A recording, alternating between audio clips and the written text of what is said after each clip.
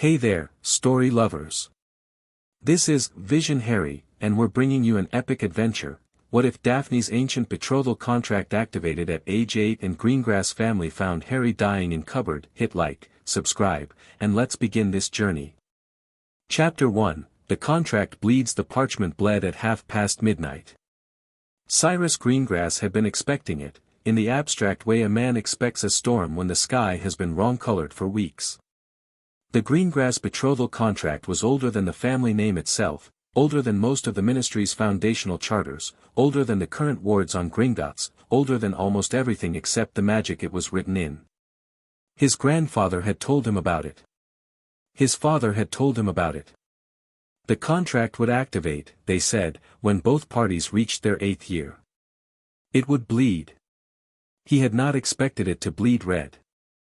Cyrus stood in his private study at Greengrass Manor, the contract spread across his mahogany desk under the white light of a hovering lumos, and watched dark crimson seep from the center of the parchment outward along the text like ink blooming in water. The contract was written in 2 columns. The left column, the Greengrass side, had always been in deep green ink, steady and clear. The right column had always been blank. It wasn't blank now. Names were writing themselves in blood-red script, letter by careful letter, as though someone's hand was being guided against its will. Harry James Potter. Cyrus sat down very slowly in his chair. He had known, theoretically, which family the contract was tied to. The Potter-Greengrass Accord had been sealed in 1203 by Godric Greengrass and Aldrich Potter during the founding wars of wizarding Britain, when alliances were written in actual blood on actual parchment because magic understood sincerity best when it cost something. Every generation of Greengrass had been told, the contract would activate when a Potter heir existed and both parties had reached 8 years of age. The magic would find them regardless of circumstance, regardless of distance, regardless of whether anyone involved wanted it to. The contract didn't care about want. It cared about blood. Cyrus had been quietly relieved when you-know-who had murdered the Potters 7 years ago, and then immediately guilty about that relief, and then told himself that the contract would simply lie dormant forever since the Potter line was extinguished, and then put the whole business firmly out of his mind. James Potter's son had died with his parents. Everyone knew that. Except, apparently, everyone had been wrong. He pulled the contract toward him and studied the red text more carefully. Below Harry Potter's name, other text was emerging now, slower, more urgent, like the parchment itself was distressed. Contract terms he'd read 100 times but never thought he'd see activated. The binding clauses. The protection clauses. And below those, in script so dark it was almost black, a line he'd never seen before because it only appeared upon activation. The bonded party exists in conditions of harm. The contract demands acknowledgement.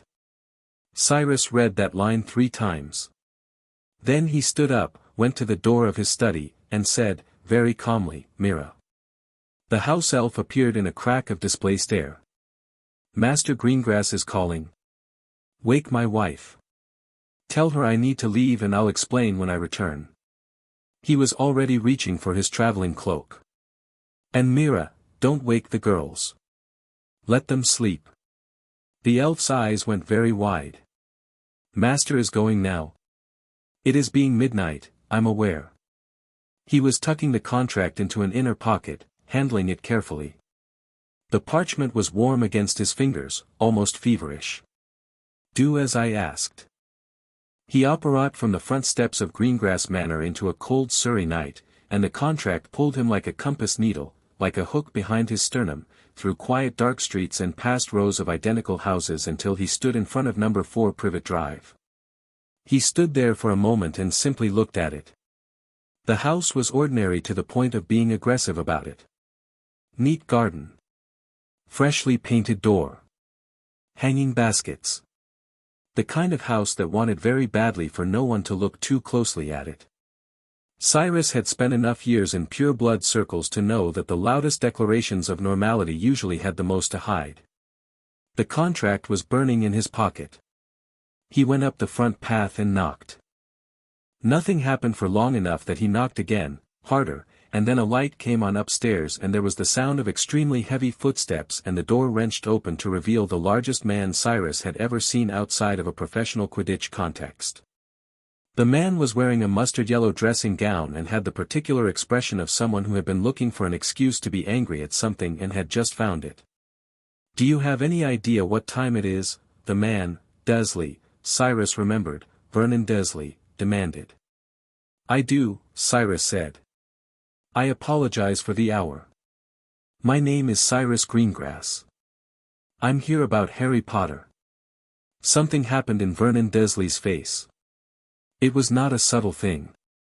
It was the expression of a man who had been waiting for 7 years for someone to come to his door saying exactly those words, and had spent all 7 of those years hoping they never would, and was now experiencing the particular horror of the thing he dreaded arriving and finding it even worse than imagined. "I don't know what you're, Mr. Dursley." Cyrus kept his voice pleasant. He'd spent 20 years in pureblood politics and he could do pleasant in his sleep. "I'm a wizard. I know Harry Potter is in this house. And I have a legal magical document that tells me he's been harmed." He let that sit for a moment. "I would very much like to come inside and speak with you calmly. I can also simply stand on your front step and shout, if you'd prefer. I understand your neighbors might find that interesting." The door opened wider. The inside of the house was, if anything, more emphatically normal than the outside. Everything aggressively clean and aggressively average. Cyrus followed Vernon Dursley into the sitting room and noted the photographs on the wall, a large blonde boy at various ages, a horse-faced woman at various ages, Vernon Dursley getting fatter over time, and the near-total absence of any evidence that a third child lived here. A woman had come downstairs behind Vernon. Petunia Dursley, Lily Potter's sister, was standing in the doorway in a floral dressing gown with the expression of someone who had been holding their breath for 7 years and had just run out of air. "Where is he?" Cyrus asked. "In bed," Petunia started. "Where is he actually?" Cyrus said, because the contract was practically scorching through his coat now, and it was pulling him not toward the stairs but toward the cupboard under them. He turned and looked at the small door set into the space beneath the staircase, and he felt something cold settle into his chest. The door had a lock on it. A deadbolt, recently installed by the look of it, and 2 sliding bolt latches above that. A child's bed, he could see through the gap beneath the door, a child's bed, a small mattress, what looked like a fold of thin blanket. And coming from under the door, the particular shallow, careful breathing of someone who had learned to be quiet even while sleeping. Cyrus turned and looked at Vernon Dursley. Vernon Dursley was the size of a walrus and red in the face and clearly accustomed to frightening people. He was also, Cyrus noted with the cold clarity he used in the most serious negotiations, sweating. "Unlock it," Cyrus said. "Now see here, unlock it." Cyrus didn't raise his voice. He didn't need to. There was a reason Cyrus Greengrass had spent 15 years on the Wisingamot and never once lost a case he'd personally argued. It wasn't volume. It was the particular quality of absolute certainty. The certainty of a man who knows he holds every card at the table and is simply waiting for the other party to realize it. "You will unlock that door or I will remove it from its hinges, and then we will have a very different kind of conversation. Your choice, Mr. Dursley. You have 5 seconds. Vernon Dursley unlocked the door. Cyrus crouched down and opened it, and the smell hit him first, the particular smell of a space too small for human habitation, of dust and damp and the particular sourness of someone who hadn't been allowed to wash properly. The light from the sitting room spilled into the cupboard and illuminated a mattress that was more patched than original material, a thin blanket, a small collection of broken toy soldiers that had clearly been retrieved from a bin, and curled on the mattress with his knees drawn up to his chest, a boy. He was small. Devastatingly small for 8 years old, he looked closer to 5 or 6, the kind of small that comes not from genetics but from deliberate deprivation. His clothes were enormous on him, someone else's cast-offs, the kind of sizing that suggested the Dursley boy upstairs as the original owner. His hair was a black catastrophe. His glasses, held together at the bridge with tape, had slid sideways on his face. On his forehead, even in the dim light, Cyrus could see the lightning bolt scar. The boy was awake. He'd been awake the whole time, Cyrus realized. The careful breathing wasn't sleep, it was the practiced stillness of a child who had learned that drawing attention to himself brought consequences. His eyes were open, very green, watching Cyrus with the particular expression of someone calculating distance to the nearest exit and deciding their odds weren't good. "Hello," Cyrus said, because he had 2 daughters and he knew that the right tone with a frightened child was the same as the right tone with a frightened animal: steady, calm, no sudden movements. The boy said nothing. "My name is Cyrus Greengrass. I'm not here to hurt you." He stayed crouched in the doorway, keeping himself small, keeping his hands visible. "Are you hurt?" The boy's eyes moved to Vernon Dursley, standing behind Cyrus, and something in his face went very still and closed off, the way a shutter closes over a window. "I'm fine," Harry Potter said, in the voice of someone who had said those words so many times they'd stopped meaning anything. Cyrus reached into his coat and took out the contract. Even in the dim light, the blood-red text was visible, almost glowing.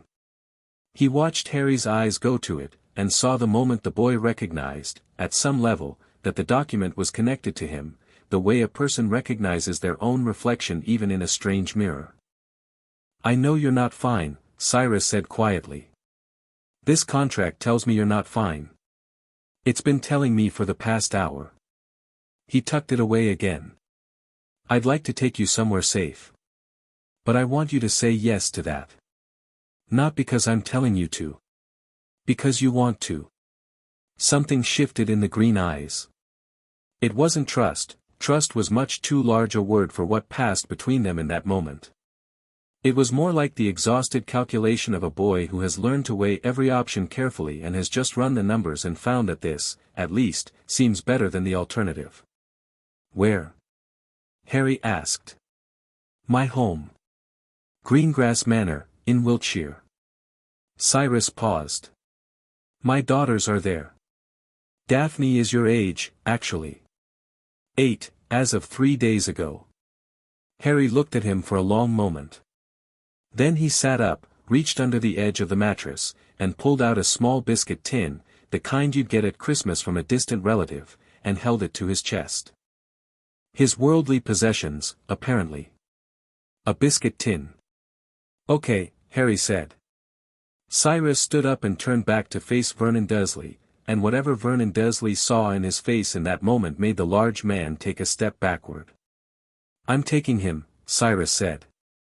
"We will discuss the contract terms and what this means for your guardianship legally in the morning, through official channels. Tonight, all you need to understand is this: I have a document sealed in blood magic from 1203 that names Harry Potter as a ward of the Greengrass family under magical law. That supersedes your Muggle guardianship.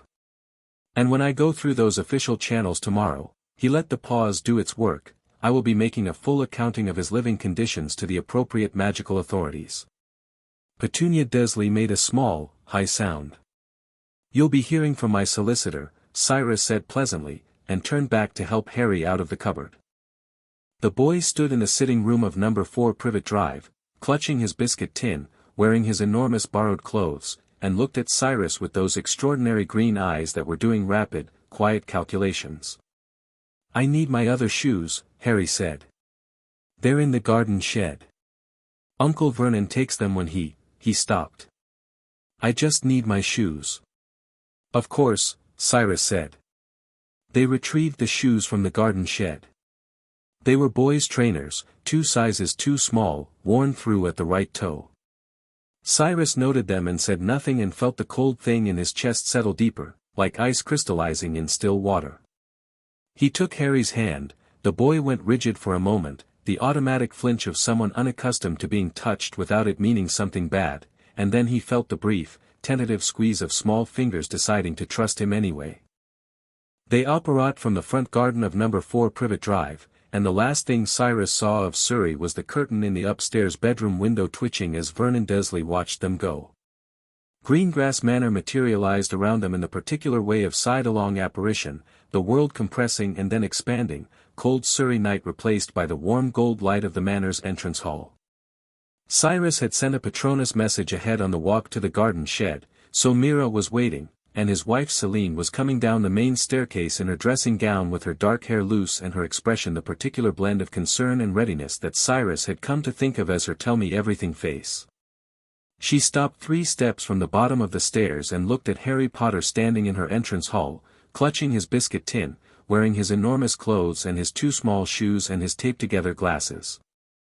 Her eyes went to Cyrus over Harry's head and she said nothing, but her jaw tightened once, briefly, and Cyrus knew that she'd seen the same things he had. "Harry," she said, coming the rest of the way down the stairs, her voice warm and steady, "my name is Celine. You're safe here. Are you hungry?" Harry looked at her with the measuring, careful look of someone who had learned not to believe that question easily. "Yes," he said, after a moment. "Then let's start there," Celine said.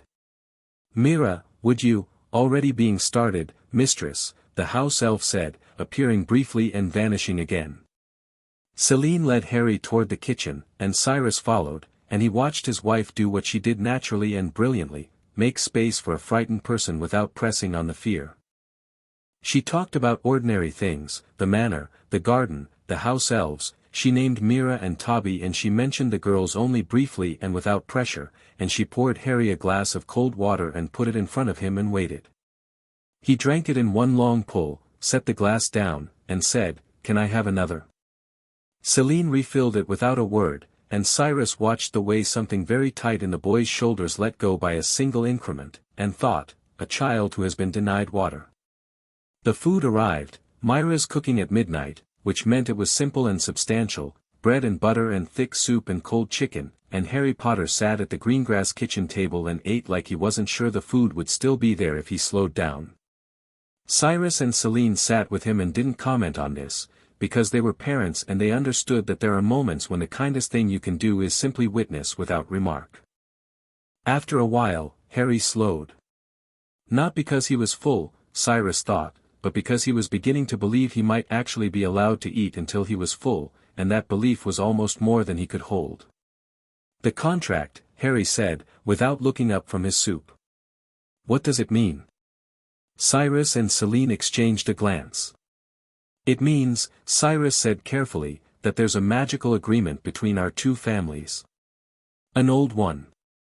It was made a very long time ago, before either of our families existed in their current form, and it binds a child of the Greengrass family to a child of the Potter family. In marriage," Harry said. He said it flatly, with no particular emotion, which was somehow worse than if he'd been upset. "Eventually," Cyrus said. "When you're adults. For now it means something much simpler, it means you're under the protection of the Greengrass family. Magically and legally." He paused. "It means no one can hurt you and have it not matter. The contract makes it matter." Harry looked up from his bowl. His eyes in the kitchen light were the color of new leaves, and they were, Cyrus thought, extraordinarily old for an 8-year-old's eyes. It took 7 years to matter. There was no accusation in it. Just the flat statement of fact, the kind of fact a child states when he's had enough time to arrive at the conclusion that the world is simply like this. Cyrus felt it like a blow to the sternum. "Yes," he said. "I'm sorry for that." Harry considered this. Then he looked back at his soup. "Who's Daphne?" "Our eldest daughter. 8 years old, as of 3 days ago. Which is what activated the contract. And she knows about this?" "The contract?" "She does," Celine said. "She's known about it her whole life, the same way you would have known about it, if," she stopped herself, redirected smoothly. "Pureblood families pass down information about their contracts. She's always known there was a possibility she'd be contractually betrothed to a Potter." "Is she angry?" Harry asked. Celine paused, which was answer enough.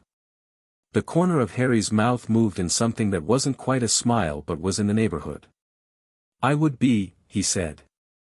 They settled him in a guest room on the second floor, a real room, with a real bed and a wardrobe and a window that looked out over the south gardens where the moonlight was making silver of the ornamental lake. Mira had turned down the covers and left a glass of water on the nightstand and a small reading lamp burning. Harry stood in the doorway and looked at the room for a long time without going in. "You can close the door," Cyrus said, "from the hallway. From the inside. There's no lock on the outside." Harry turned and looked at him. "I noticed," Cyrus said, and his voice came out rougher than he'd intended, "the way your cupboard was locked." "Oh," Harry said. "There's no lock on any door in this house that isn't on the inside," Cyrus said. "That's just how we do things here." Harry went into the room. He sat on the edge of the bed and it clearly surprised him, the give of a proper mattress, and he pressed his palm flat against the duvet with an expression of complete bewilderment that was heartbreaking and absolutely unconscious. "Get some sleep," Cyrus said. "We'll talk more tomorrow. About the contract, about everything. There's no hurry." "Will I have to go back?" Harry asked. He wasn't looking at Cyrus. He was looking at his hand on the duvet. "No," Cyrus said. "You won't." He said it simply, the way you state a fact, because it was one. The contract gave him the legal and magical standing to remove Harry from the Dursley household permanently, and by the time the ministry had a chance to form an opinion on the matter, Cyrus would have 6 different solicitors and the contract itself arguing Harry's case. He had faced harder opponents than bureaucracy. Harry nodded, once. Then he lay back on the bed, still fully clothed, and was asleep within 30 seconds. Cyrus stood in the doorway for a moment, watching the absolutely depleted, total sleep of a child whose body had decided it was finally safe enough to let go completely. Then he went back downstairs. Celine was in the kitchen, her hands wrapped around a mug of tea, her face doing the thing it did when she was feeling something large and was containing it with careful effort. "He thought I might not give him more water," she said. "I know. He asked for it like he thought I might say no." "I know, Celine." She looked at the table where Harry had sat. 7 years, Cyrus. He was 1 year old, I know. Cyrus sat down across from her and rubbed both hands over his face. "I missed it. I assumed he was dead and I stopped thinking about it and I missed 7 years of that contract screaming at me." "Does it say, the contract, does it say how long he's been, the activation clause? The conditions of harm line?" He pulled the contract from his inner pocket and unfolded it on the table between them. The blood-red text was still faintly luminous. "I don't know how specific it can get. I'll need a contract scholar to read it properly." He paused. "Gringotts. First thing in the morning." Celine looked at the contract for a long time. Then she looked up. "And Daphne?" Cyrus sighed. He'd been avoiding thinking about Daphne. His eldest daughter was 8 years old, exceptionally intelligent, already showing the kind of magical precision that made tutors nervous, and was in possession of the Greengrass stubbornness in its purest possible form. She had been told about the contract as a matter of family education, the way all pureblood children were told about their family's agreements, and she had responded to the information with the particular icy composure that she deployed when she was actually furious. She had not thrown a tantrum. She had asked precise, pointed questions about the legal binding power of a contract signed 800 years ago and whether or not it could be contested, and when Cyrus had explained that the blood magic made it functionally uncontestable, she had said "I see" in a tone that suggested she did not, in fact, see any justice in this situation whatsoever. She was not going to receive this news well. "I'll speak to her in the morning," he said. "Before she meets him." Celine raised an eyebrow in a way that communicated, without words, her significant doubt about whether any amount of preparation was going to make that meeting go smoothly. Morning came the way summer mornings do in the English countryside, gradually and then all at once, golden light through curtains, the smell of Myra's breakfast moving through the manor like a tide. Cyrus was up at 7, had already sent 3 communications to Gringotts and 2 to his solicitor, and was sitting down to tea when he heard footsteps on the stairs. Harry came first. He'd slept in his clothes and woken early, Cyrus thought, the way you wake when you've spent years waking before anyone else to avoid trouble. He appeared in the kitchen doorway looking slightly less hollow-eyed than the night before, his glasses still taped in sideways, and he said, "Good morning," with a careful formality that was clearly a learned behavior, courtesy deployed as armor. "Good morning," Cyrus said. "There's breakfast. Sit down." Then Daphne came downstairs. She was 8 years old and already had the bearing of someone who had decided that every room she entered was a room she was meant to be in. Dark blonde hair, very pale, grey eyes that were currently performing a rapid and thorough assessment of the stranger sitting at her kitchen table. She was wearing her school robes, which meant she'd dressed formally on purpose, which meant she'd known exactly who she'd find here and had chosen to meet him with all available dignity. Harry looked at her. She looked at Harry. Cyrus watched his daughter take in the taped glasses, the oversized clothes, the biscuit tin that Harry had apparently brought to breakfast, the general impression of a boy who had been told for 8 years that he didn't matter. Her expression didn't change. That was the Greengrass face, the composed, unreadable mask that the family had perfected over generations. But her eyes did something small and complicated that Cyrus recognized, because he'd seen it in Celine's face the night before. "You're Harry Potter," she said. "You're Daphne Greengrass," Harry said. They regarded each other across the kitchen table with the mutual wariness of two people who have been told they're important to each other and have decided to form their own opinion. "Your glasses are broken," Daphne said. "I know," Harry said. "There's a spell that fixes them." "I don't know any spells yet." "I do." She sat down at the table, reached across, and said, "May I?" in the tone of someone who is asking as a formality and is already fairly confident of the answer. Harry went still for a moment, the flinch reflex, someone reaching toward his face, and then, deliberately, stilled himself and nodded. Daphne took his glasses. She held them up, studied them for a moment, and then said, "Oculus reparo," with the crisp enunciation of a child who has been studying spell casting since she was 6, and the tape and cracked lens repaired themselves with a soft snap. She handed them back. Harry put them on and looked at her with newly clear vision, and something in his face shifted, not warmth exactly, but the preliminary sketch of it, the first line of a thing that might eventually become warmth. "Thank you," he said. "You're welcome," she said. Then, because she was Daphne Greengrass and could not help herself, "I want you to know that I don't agree with this arrangement." "The contract?" "The contract." She said it precisely, like the word itself was a small unpleasantness to be handled carefully. "I think it's archaic and presumptuous, and I don't see why two people who've never met should be bound to each other by an agreement made by people who died 800 years ago." Harry looked at her steadily. "That's fair," he said. "I don't agree with it either." Daphne blinked. It was quick, almost imperceptible, but Cyrus caught it, the slight surprise of a girl who had been preparing for an argument and hadn't expected her opponent to simply agree with her. "Then we're in agreement," she said. "About that part," Harry said. "But I'm still here. I can see that. And I can't go back." Something moved across her face. "I know," she said, and it came out differently than she'd intended it to, softer, with something underneath it that was not quite sympathy but was shaped like it. She looked down at her plate, and Cyrus recognized the look of his daughter recalibrating. Astoria arrived at breakfast like weather, suddenly, loudly, and with total commitment to the chaos of her own presence. She was 6 years old, had her mother's dark hair, and had clearly been told something significant was happening because she practically vibrated into the kitchen and skidded to a stop in front of Harry with absolutely no awareness of normal human social distance. "Are you Harry Potter?" she demanded. "The Harry Potter? With the scar?"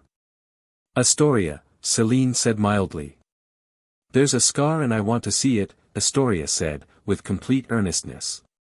Harry looked at this small, enthusiastic, utterly unafraid creature and something happened in his face that might have been his first real smile in a very long time. He reached up and pushed his fringe aside, and there it was, the lightning bolt, pink and slightly raised, proof of a night that had changed everything. Astoria stared at it with pure, undiluted fascination. "Does it hurt?" "Not usually," Harry said. "What does it feel like when it does hurt?" "Astoria," Daphne said, in the tone of an older sibling who has been managing this particular conversational style for 6 years. "It feels like something's pressing on it," Harry said, to Astoria, ignoring Daphne in a way that made Daphne's eyes narrow very slightly. "From the inside." Astoria considered this with complete seriousness. "Does Voldemort know you're here?" she asked. Celine made a small sound. "I don't know," Harry said. "Does he know you're alive?" "I honestly don't know that either." Astoria nodded, satisfied with this answer in a way that suggested she filed away information for later use rather than immediate processing. Then she climbed into the chair next to Harry and reached across him for the toast rack with the easy physicality of someone who had decided this person was family and hadn't bothered consulting anyone else's opinion about it. Harry watched her do this with an expression of complete bewilderment. "She does that," Daphne said, from across the table. "You'll get used to it." "Does she do it with everyone?" "No," Daphne said. "Actually." And she looked at her sister with an expression that was complicated and wondering, and she went back to her breakfast and said nothing else. The morning passed in the particular way of mornings that contain too much to process. Cyrus went to Gringotts and came back with a contract scholar and 3 goblins who spent 4 hours going through the betrothal parchment line by line while Harry explored the manor garden with Astoria as his self-appointed guide and Daphne read in the library with the focused intensity of someone who was definitely not listening for sounds from outside. Celine had old a healer, a family friend named Marcus Crane, who arrived at noon with a diagnostic kit and the professional courtesy not to react visibly to what it told him. He came and found Cyrus in the study afterward. "Moderate malnutrition," Marcus said, not looking at Cyrus. He was looking at his clipboard. 3 healed fractures that weren't set properly, 2 fingers, 1 rib. Evidence of prolonged sleep deprivation. Multiple contusions in various stages of healing. He paused. "He's 8 years old, Cyrus." "I know. He told me he fell down the stairs a lot." "I'm sure he did." Marcus put the clipboard down. "The malnutrition alone will take several weeks to properly address. His magic has been compensating, which is why he's functional, but it's been compensating at cost." He looked at Cyrus now. "His magic is extraordinary, by the way. Even suppressed by poor physical condition, the readings were remarkable." "I expected that. You need to report this to the ministry. I have 3 solicitors already on it," Cyrus said. "And the contract gives me the standing to make this very, very unpleasant for anyone who tries to contest it." He picked up his quill. "The Dursleys will not see him again." "That is not a statement of intent. That is a fact." Marcus picked his clipboard back up. "Good," he said simply. The contract scholar, a small, intense woman named Persephone Vance who specialized in blood-sealed pre-ministry documents, emerged from the study at 3 in the afternoon with the expression of someone who has just found something considerably more significant than they were expecting. "The contract is fully valid," she said. "Uncontestable under magical law, predating the ministry's founding charter by several centuries, which means it supersedes ministry regulation in several key areas." She set the parchment on the desk. "But I want to draw your attention to this clause." She pointed to a section of text that had been previously faint and was now quite clearly visible in the blood-red ink. "The harm clause activates a sub-provision I've only read about in theoretical terms. When the contracted party exists in conditions of harm, the contract doesn't just record it, it binds the family to remedy it. The Greengrass family is now magically obligated to ensure Harry Potter's safety and well-being until the primary contract terms are fulfilled." Cyrus read the clause. "That's what I expected." "What you may not have expected," Persephone said, "is this part." She pointed lower on the page, to text that had emerged only in the past few hours, written in the same dark red script. The harm clause triggers an extension of the betrothal bond itself. Not just protection, active magical connection. The contract is deepening. Both children will begin to feel it. Not strongly, not yet, but over time. What does that mean, practically? Persephone looked at him over her reading glasses. It means the contract has decided that conventional timing is insufficient given the circumstances. It's accelerating the bond. The two children will be drawn into each other's orbit, magically, instinctively. It won't force anything. Old blood magic never forces. But it will make them, she searched for the word, resonant. To each other. More so than to anyone else. Cyrus sat with this for a moment. My daughter is not going to appreciate that information, he said. No, Persephone agreed. But the contract doesn't particularly care. At dinner that evening, something had shifted. It was subtle, the kind of shift that you feel rather than see, a change in the air pressure of a room. Harry sat at the dinner table, a real dinner table, with real food, in quantities that still clearly surprised him, and he was quieter than he'd been at breakfast, but it was a different kind of quiet. Not the defensive quiet of someone making himself small. Something more like the quiet of someone who is listening very carefully to a thing he can't quite hear yet. Daphne, across the table, was doing the same thing. Cyrus caught it, the moment his daughter paused mid-sentence about something she'd been reading, and looked at Harry, and then looked away, her jaw fractionally tighter than it had been.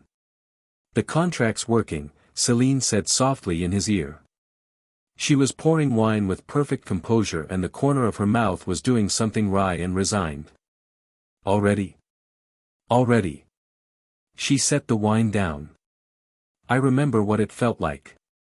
My family had a lesser binding with the Vance clan, dissolved 3 generations back, but my grandmother described it. She looked at the children at the table, Harry pushing a piece of bread around his plate with the expression of someone having a conversation he didn't ask for, Daphne methodically cutting her chicken with slightly more precision than strictly required, Astoria obliviously narrating her entire day to both of them simultaneously.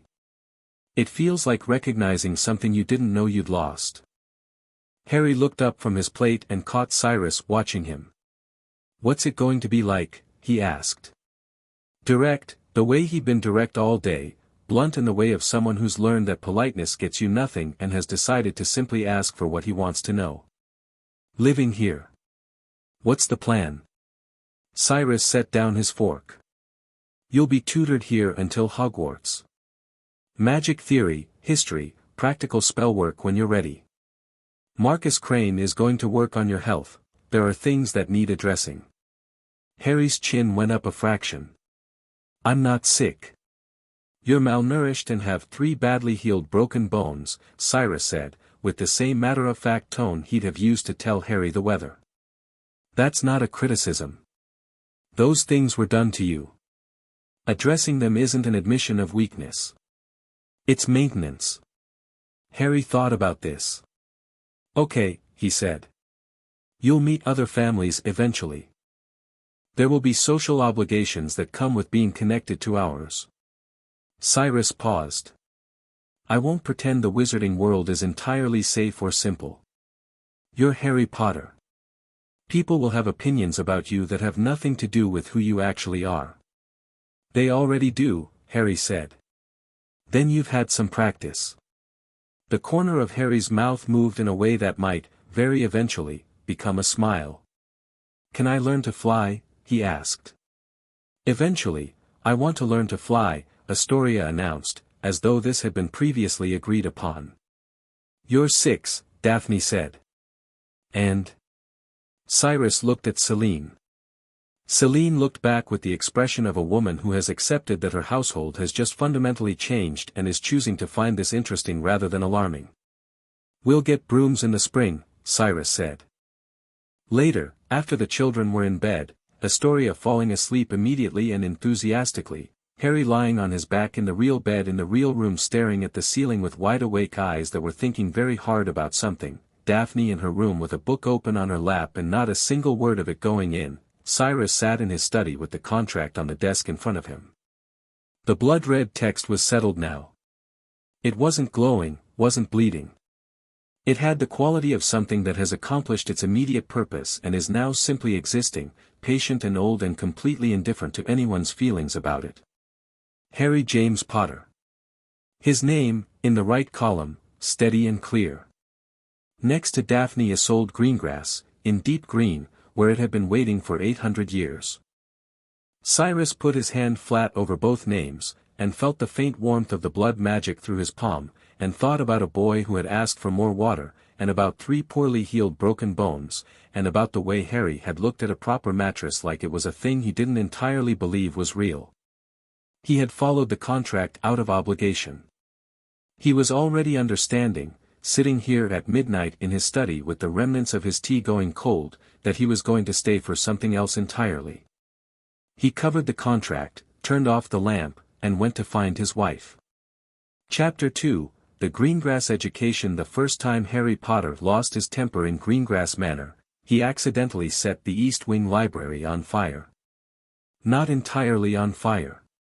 Just one bookshelf, and only for about 4 seconds before the manor's own ancient wards suppressed it with a sound like a sharp exhale, leaving the shelf smoking gently and smelling of scorched parchment. The books themselves were fine. Celine Greengrass had, with considerable foresight, applied flame-retardant charms to the entire collection approximately 2 weeks after Harry arrived, on the basis that powerful magic in emotionally volatile children combined with paper and wood was a statistical certainty rather than a possibility.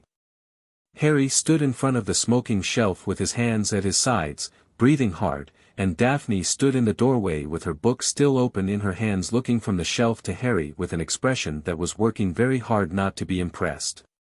"What happened?" she asked. "Nothing," Harry said, which was clearly a lie. "The shelf is on fire."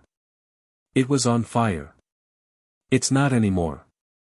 Daphne walked into the library and stood beside him and looked at the shelf. Then she looked at Harry. His face was flushed, jaw set, the particular tight expression of someone who is angry at themselves for something and is determined not to show it.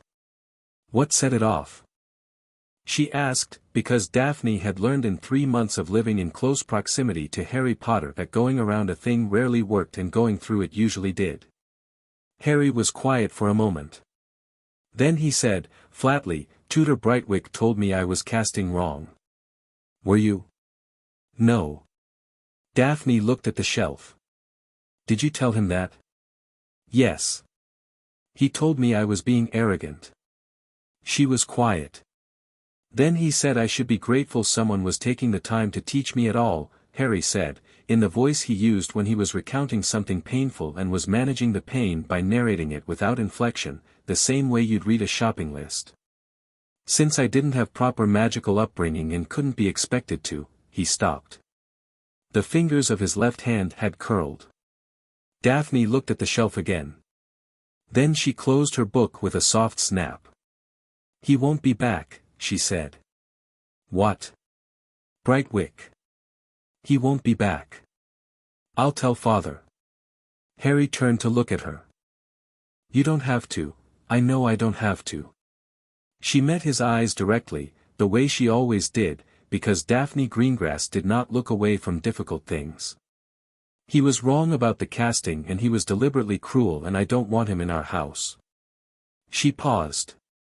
"Also, you've progressed past what he was capable of teaching approximately 3 weeks ago and we've all been too polite to say it." The tight line of Harry's jaw softened by 1 degree. "I set the shelf on fire. It was a very controlled fire." She turned toward the door. "Come for breakfast. I found something in the contract archive last night that father hasn't shown us yet."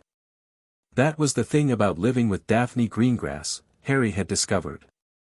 She moved through situations like water finding a path, no drama, no excess, just the most direct route from problem to solution, and she always seemed to be 3 steps ahead of everyone else's current position. She'd been furious about the contract for the first 3 weeks of his being there, and she'd expressed that fury in the most Daphne way possible, by researching it exhaustively and building the most comprehensive understanding of its terms that any 8-year-old in Wizarding Britain had probably ever attempted. He'd found her in the library on the 4th night, surrounded by books about blood contracts, and she'd looked up at him over a stack of parchment and said, "The contract has 17 primary clauses and 43 sub-provisions. Are you interested in knowing what they mean, or would you prefer to just accept whatever my father tells us?" "Tell me what they mean," Harry had said immediately, and sat down, and that had been the beginning of something that neither of them had a word for yet but was shaping everything. 3 months had done things to Harry that no one had quite expected. Food, regular food in proper quantities, was the most obvious thing. He was still small for his age, but the extreme hollowness of his face had filled somewhat, and he was gaining height in the rapid, slightly chaotic way of children who've been told they can stop rationing their own growth. Marcus Crane came every other week and documented these changes with the satisfaction of a man watching a good experiment go right. The magic was more dramatic. It had always been there, Marcus told Cyrus privately, enormous. The readings were extraordinary, but it had been compressed, forced inward by poor conditions, finding sideways escapes when it had to and otherwise sitting in Harry like water behind a dam. As Harry's physical condition improved, the magic uncoiled, and the rate at which it uncoiled was frankly alarming to everyone except Harry, who seemed to experience it as simply feeling more like himself. He'd mastered basic spellwork in 2 weeks. Not the way children normally master it, haltingly, with repetition, one spell at a time. Harry learned it the way you learn a language you've been dreaming in your entire life and are only now getting to speak aloud. The motions and incantations clicked into place with an ease that made the first 3 tutors deeply uncomfortable, and the 4th one, a sharp, enthusiastic woman named Professor Adelaide Cross, who had taught at Hogwarts for 20 years before retiring, actually clap her hands together and say, "Oh, magnificent, we're going to have fun." Cross didn't tell Harry he was casting wrong when he modified her suggested technique. She asked him to explain his reasoning, listened, and 8 times out of 10 said, "Yes, that's actually more efficient, do it your way." The 2 times he was wrong, she demonstrated precisely why with the kind of logical clarity that Harry, who had spent his life not being allowed to ask questions, found almost physically pleasurable. Daphne attended these sessions uninvited after the first week, sitting in the corner with her own parchment and adding her own questions when she had them, and Cross, rather than sending her out, simply taught to both of them simultaneously and seemed to find this arrangement entirely to her taste. "She's exceptional too," Cross told Cyrus after the 3rd session. "Different. Less raw power, more precision. If he's a river in flood, she's a surgeon's scalpel." She paused. "Together they're going to be something remarkable. Probably troublesome." Cyrus had not found this as reassuring as Cross probably intended. The morning after the bookshelf incident, Daphne spread her findings across the breakfast table with the organized confidence of someone presenting a case, which was essentially what she was doing. Cyrus sat with his tea and watched his daughter lay out documents she'd pulled from the family archives and felt the usual mixture of pride and mild apprehension. Harry sat across from her, toast in hand, actually eating breakfast at a normal pace now. 3 months had done that, the unconscious easing of the urgency, and looking at the parchments with focused attention. "The contract has an inheritance clause," Daphne said. She pointed to a section of the contract copy she'd made. "It's in sub-provision 11. When the betrothal activates, the bonded party from outside the Greengrass family, Harry, gains provisional access to the Potter family estate and records, because the contract anticipates eventual legal merger of the families. But the Potter estate has been in trust since." She looked at Harry. "Did you know about your family's estate?" Harry put down his toast. "I didn't know my parents had an estate. Your father's family has had Gringotts holdings since the 15th century. The Potter Vault. There's also a family property in Godric's Hollow, but that's," she stopped. "Destroyed," Harry said. "It came out flat. The main Potter estate is somewhere else," Daphne said, moving forward with the careful deliberateness of someone navigating around something painful without making a performance of the avoidance. "The contract gives you the right to access the trust records. Which means you can find out what's in your inheritance." She looked at him steadily. No one has told you this. No one's told me anything, Harry said. Cyrus set down his tea. Dumbledore should have, he stopped himself. Harry looked at him. Dumbledore should have what? Cyrus thought about how to phrase this, and decided against phrasing it at all because Harry was not a child who appreciated careful phrasing around difficult truths. As your magical guardian of record, which is what he was before the contract transferred that status to me, Dumbledore should have ensured you knew about your family's holdings. The vault, the estate, the title. The title? Harry said. The Potters are an ancient and noble house, Cyrus said. Your father was Lord Potter. Which means you're the heir to that title. He watched Harry process this. You're also, through your grandmother's family, connected to the Peveril line, which is one of the oldest magical bloodlines in Britain, but that's a conversation for another day. Harry was quiet for a moment. So I have a house that isn't a cupboard. The words came out with no particular weight, no drama, just stated. But Astoria, who was eating porridge at the end of the table, looked up sharply, and Celine, who was reading correspondence near the window, went still. You have a house that isn't a cupboard, Cyrus confirmed. Several, actually. Harry nodded slowly, the way he nodded when he was filing something away rather than responding to it immediately. Then he said, Can we go to Gringotts? I was already planning to take you next week, Cyrus said. The contract gives you independent access rights. You don't need me to be present. I want you to be present, Harry said. Not asking. Just stating a preference, cleanly, without the careful hedging he'd used in the first weeks when stating a preference felt like a risk. Cyrus registered this, the small, clear evolution of it, and nodded. Then I will be. Professor Cross arrived at 9 and found Harry and Daphne already in the teaching room, which she'd been doing for the past 6 weeks and which she had decided to take as a personal compliment. She set her satchel down on the table and pulled out today's materials with the brisk efficiency of someone who had been teaching long enough to dispense with preamble. Today, she said, we're doing wandless magic. Daphne looked up from her parchment. We're 8. You're both significantly beyond your age in practical magic, Cross said. And wandless is foundational. Every magical creature on Earth does wandless magic.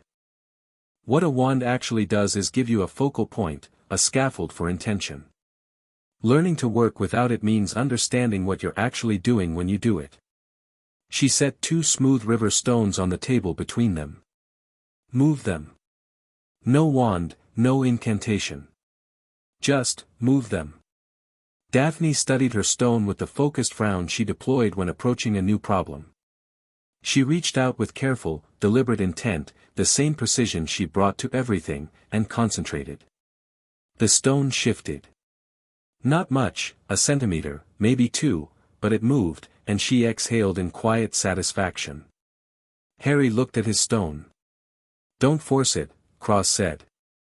Think of it less as pushing the stone and more as, the stone moved across the table and hit the far wall.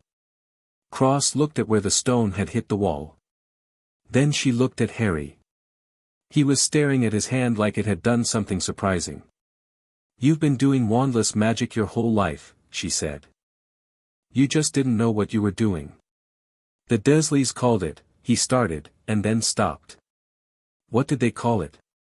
Freakishness, he said.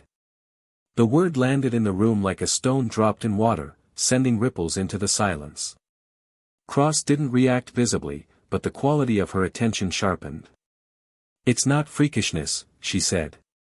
It's extraordinary natural ability with undirected application. What we're doing now is learning to direct it. She retrieved the stone from against the wall and put it back on the table. Again. But this time, land it somewhere specific. That window frame. Harry looked at the window frame. The stone moved smoothly, landed on the sill with a small click, and stayed there. Daphne looked at the window frame, then at Harry. Show off, she said, but without heat, in the particular dry tone she developed for him specifically. You moved yours first, he said. Mine moved correctly. Mine moved efficiently. Those aren't the same thing. Cross looked between them with the serene expression of someone watching two very gifted children develop a competitive dynamic that was going to be either excellent for their learning or catastrophic, and had decided either way it was going to be interesting.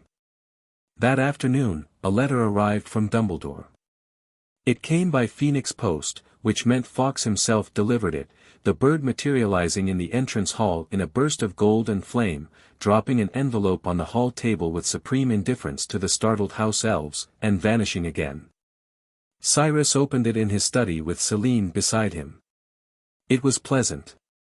Impeccably so.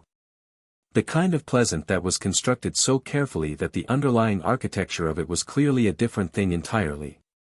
Dear Cyrus, I was most surprised to learn of Harry's current living arrangements, though I must say the swiftness with which you acted speaks well of the Greengrass family's commitment to its magical obligations. I understand the betrothal contract is quite binding, these old agreements carry such weight. I do want to emphasize, however, that Harry's upbringing involves certain considerations that I've given great thought to over the years. His particular history means that his development must be handled carefully. I would be grateful for the opportunity to speak with you at your earliest convenience about the precise nature of his education and what I believe is best for him going forward. I trust we can come to an arrangement that serves everyone's interests, and most particularly Harry's.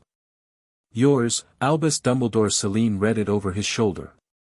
He wants to take him back, she said. He can't take him back, Cyrus said. The contract is absolute. He wants to manage him, then. Celine straightened up. He said, arrangement. He wants an arrangement. Cyrus thought about this. He thought about it in the specific way he thought about Wisengamot politics and complex negotiations, from multiple angles, modeling motivations, considering what a very intelligent person who was accustomed to moving people like chess pieces would want from this situation. He put Harry with the Dursleys deliberately, Cyrus said. Celine was quiet. The Blood Wards. Lily Potter's sacrifice. There's a theory, I've heard it discussed in certain circles, that the protection Lily's death cast could be anchored to a blood relative's home. Dumbledore would have known about it. He's the foremost magical theorist in Britain. Cyrus folded the letter. He made a calculated decision that keeping Harry with his mother's sister, in a Muggle household, with those blood wards active, was the best protection against Voldemort. He paused. He weighed the protection against the cost and decided the cost was acceptable. The cost being Harry. The cost being Harry's childhood. He looked at the letter. And he's been managing Harry's access to his own history and inheritance for 7 years, which means the Potter's Vault, the title, the estate. Dumbledore knows about all of it and said nothing. He stood up. I'm going to reply and agree to a meeting. I want to see what he actually says to my face. Take Harry, Celine said. Cyrus looked at her. Take Harry to the meeting, she said. Don't discuss him without him in the room. Cyrus thought about this. An 8-year-old at a political meeting with Albus Dumbledore. Then he thought about Harry moving a stone across a room with a thought and eating breakfast without urgency and saying I want you to be present like someone who was beginning to understand that he was allowed to want things. Yes, he said. We'll take Harry. They went to Gringotts first, the following Thursday, taking the flow from Greengrass Manor to the Leaky Cauldron in the particular organized way of Cyrus and Celine managing public appearances, which involved a degree of pre-planning that Harry found both impressive and mildly exhausting. He emerged from the flow into the Leaky Cauldron in borrowed clothes that actually fit him. Celine had taken him into Muggle London twice already and bought him an entire wardrobe, a trip that had been emotionally complicated in ways Harry was still processing, and stood for a moment while his eyes adjusted. The Leaky Cauldron was the most magical place he'd ever been, which wasn't saying much since it was the first magical place he'd ever been, but it smelled of old wood and something smoky and faintly sweet, and the patrons were the most interesting collection of people he'd ever seen. Nobody stared at him here. Or rather, a few people looked up when they came in, and then looked longer, and Cyrus put a hand on his shoulder and kept moving. Diagon Alley was another thing entirely. Harry had not been prepared for Diagon Alley. He'd known it existed, abstractly, from 3 months of magical education, but knowing and seeing were completely different experiences, and he stopped on the threshold of the archway from the leaky cauldron into the alley and just looked at the tumbling, brilliant, impossible street full of shops selling things he didn't have words for yet, and people in robes of every color, and owls and cats, and the particular golden August light on cobblestones that looked like they'd been laid by someone who didn't feel restricted by straight lines. "Move your feet," Daphne said, from behind him. He moved his feet. Gringotts loomed at the end of the alley like a challenge. The goblins at the entrance regarded them with the clinical detachment of beings who have decided that humans are mostly an administrative inconvenience and have made peace with this. Inside, the marble floors echoed and the chandeliers cast light that made everything look slightly like the inside of a very dramatic cave. The account manager's name was Sharpclaw, and he had the particular goblin quality of seeming to have already decided he didn't like you and being entirely open about this. He examined the betrothal contract with the kind of focused, microscopic attention that suggested he was looking for flaws in it on principle. He didn't find any. "Potter Vault," he said, in the flat tone of someone reading a shopping list. "Vault 687. The Trust Vault, which has been administering an annual stipend," he paused. "To the office of Albus Dumbledore, as magical guardian of record, since November 1981. The room was very quiet. "An annual stipend," Cyrus said. "Of 5,000 galleons per year," Sharpclaw said. "For 7 years. The current total drawn is 35,000 galleons." He looked at Cyrus over his ledger. "As the magical guardianship has now transferred per the terms of the betrothal contract, this stipend transfers accordingly. Or is terminated, at the request of the vault heir." Harry was standing very still beside Cyrus. When Cyrus glanced at him, his face was doing the thing, the closed, shuttered expression, the one that meant he was feeling something large and was containing it with practiced effort. "Terminated," Harry said quietly.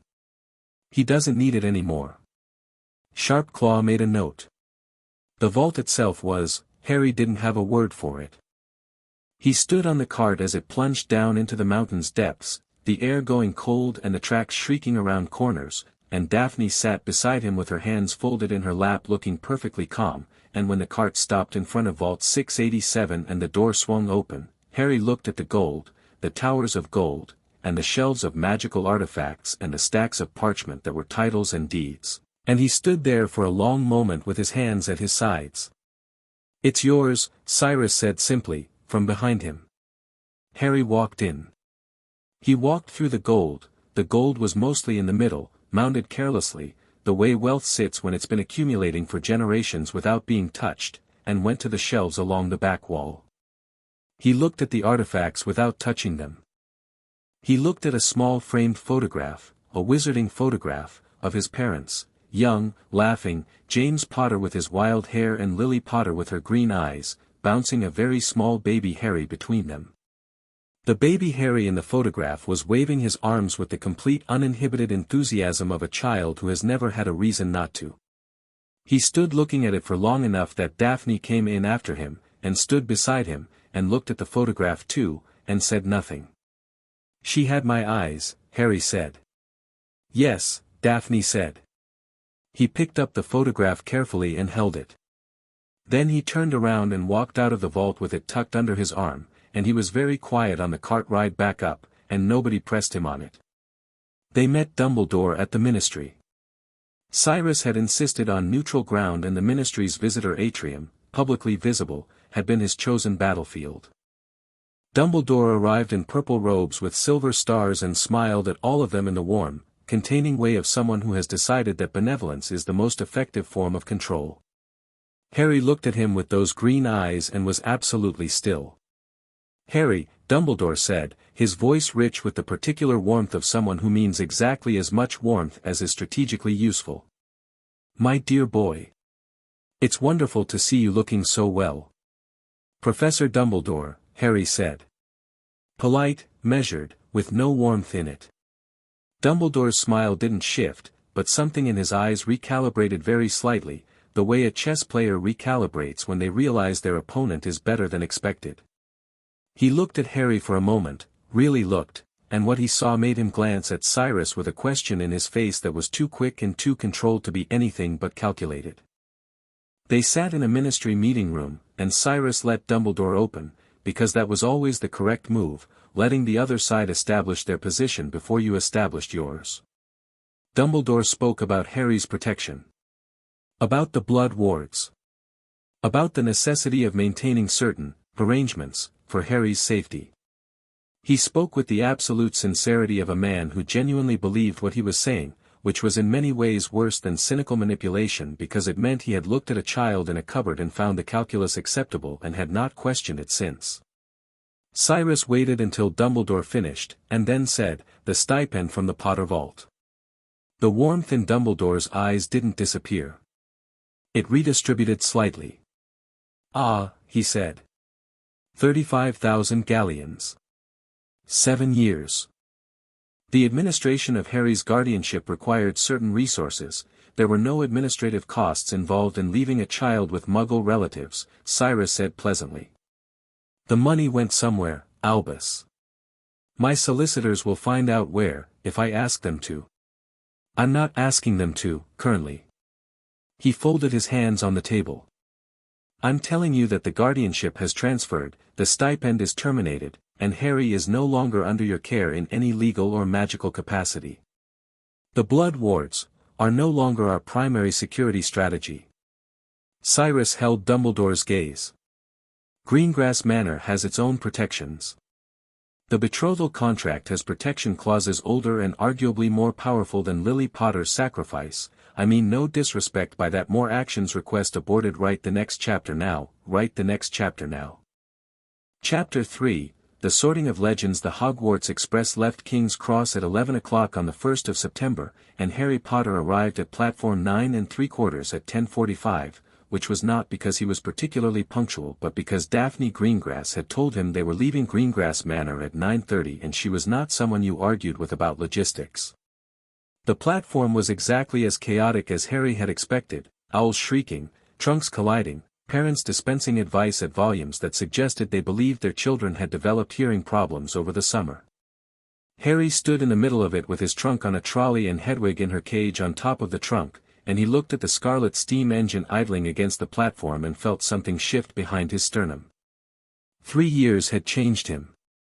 He was 11 now, still lean but properly fed, his height having made up significant ground, his glasses replaced by a pair that actually fit his face. He wore his school robes with the particular ease of someone who had been wearing proper clothes for long enough that clothes no longer felt like a statement. He looked like a boy who belonged somewhere, which was the most dramatic transformation from the child Cyrus had found in a cupboard, more dramatic than the height or the health or the education. Daphne stopped beside him and looked at the train with the expression she used when assessing something she'd been preparing for and was now evaluating against the preparation. "Ready?" she said. "Are you asking because you're worried I'm not or because you're checking if you are?" he said. She turned and looked at him with the gray eyes that had been reading him with the thoroughness of a legal document for 3 years now. "Both," she said, which was the most honest answer and therefore the most Daphne one. They'd had a conversation 2 weeks ago, in the library, which was where they had most of their significant conversations, surrounded by the archive smell of old parchment and Daphne's color-coded research notes, about what Hogwarts was going to mean. Not the magic, not the classes. The political reality of arriving at Hogwarts as Harry Potter, publicly contracted to a Greengrass. "People are going to watch you," Daphne had said. "People have been watching me since I was 1 year old, Harry had said. "This is different. They'll have expectations. The Gryffindor families, the Slytherin families, everyone will have decided what you're supposed to be before you walk through the door. Good thing I don't care what they've decided." Daphne had given him the look she reserved for statements that were true but incomplete. "You don't care. But they'll act on their expectations. And we need to be ready for that." "What does ready look like?" "It looks like knowing which battles to pick and which ones to let come to you." Harry had looked at her. You've been thinking about this for a while. I've been thinking about this for 3 years. She hadn't looked embarrassed about this. Daphne never looked embarrassed about being prepared. You're going to attract conflict, Harry. It's not a criticism, it's a fact. The question is whether the conflict finds you standing still or finds you already moving.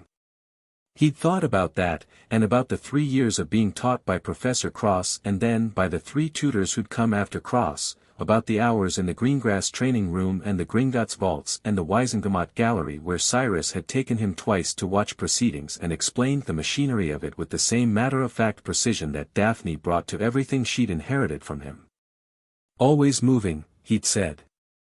Daphne had nodded, satisfied. Then we understand each other. They found a compartment near the middle of the train and loaded their trunks and settled in, and within 10 minutes Astoria had materialized in the doorway. She was 9, not yet at Hogwarts, and had taken the floor to King's Cross purely to see them off because she was Astoria and normal boundaries of behavior had always struck her as more of a suggestion than a rule. I expect letters, she told Harry, with the absolute authority of someone used to getting what they want through sheer force of personality. Detailed ones. Not the ones you write to father that are just a list of things that happened. I write adequate letters, Harry said. You write incident reports, Astoria said. Write to me like a person. You're 9. I'm very mature for 9. Daphne looked at her sister with the fond exasperation she'd been cultivating for 9 years. Go home, Tori. I want to meet the interesting people first. Astoria turned to look down the corridor with the predatory interest of someone who had decided that other people were primarily a source of entertainment. Who's coming in? 2 people were coming in, it turned out.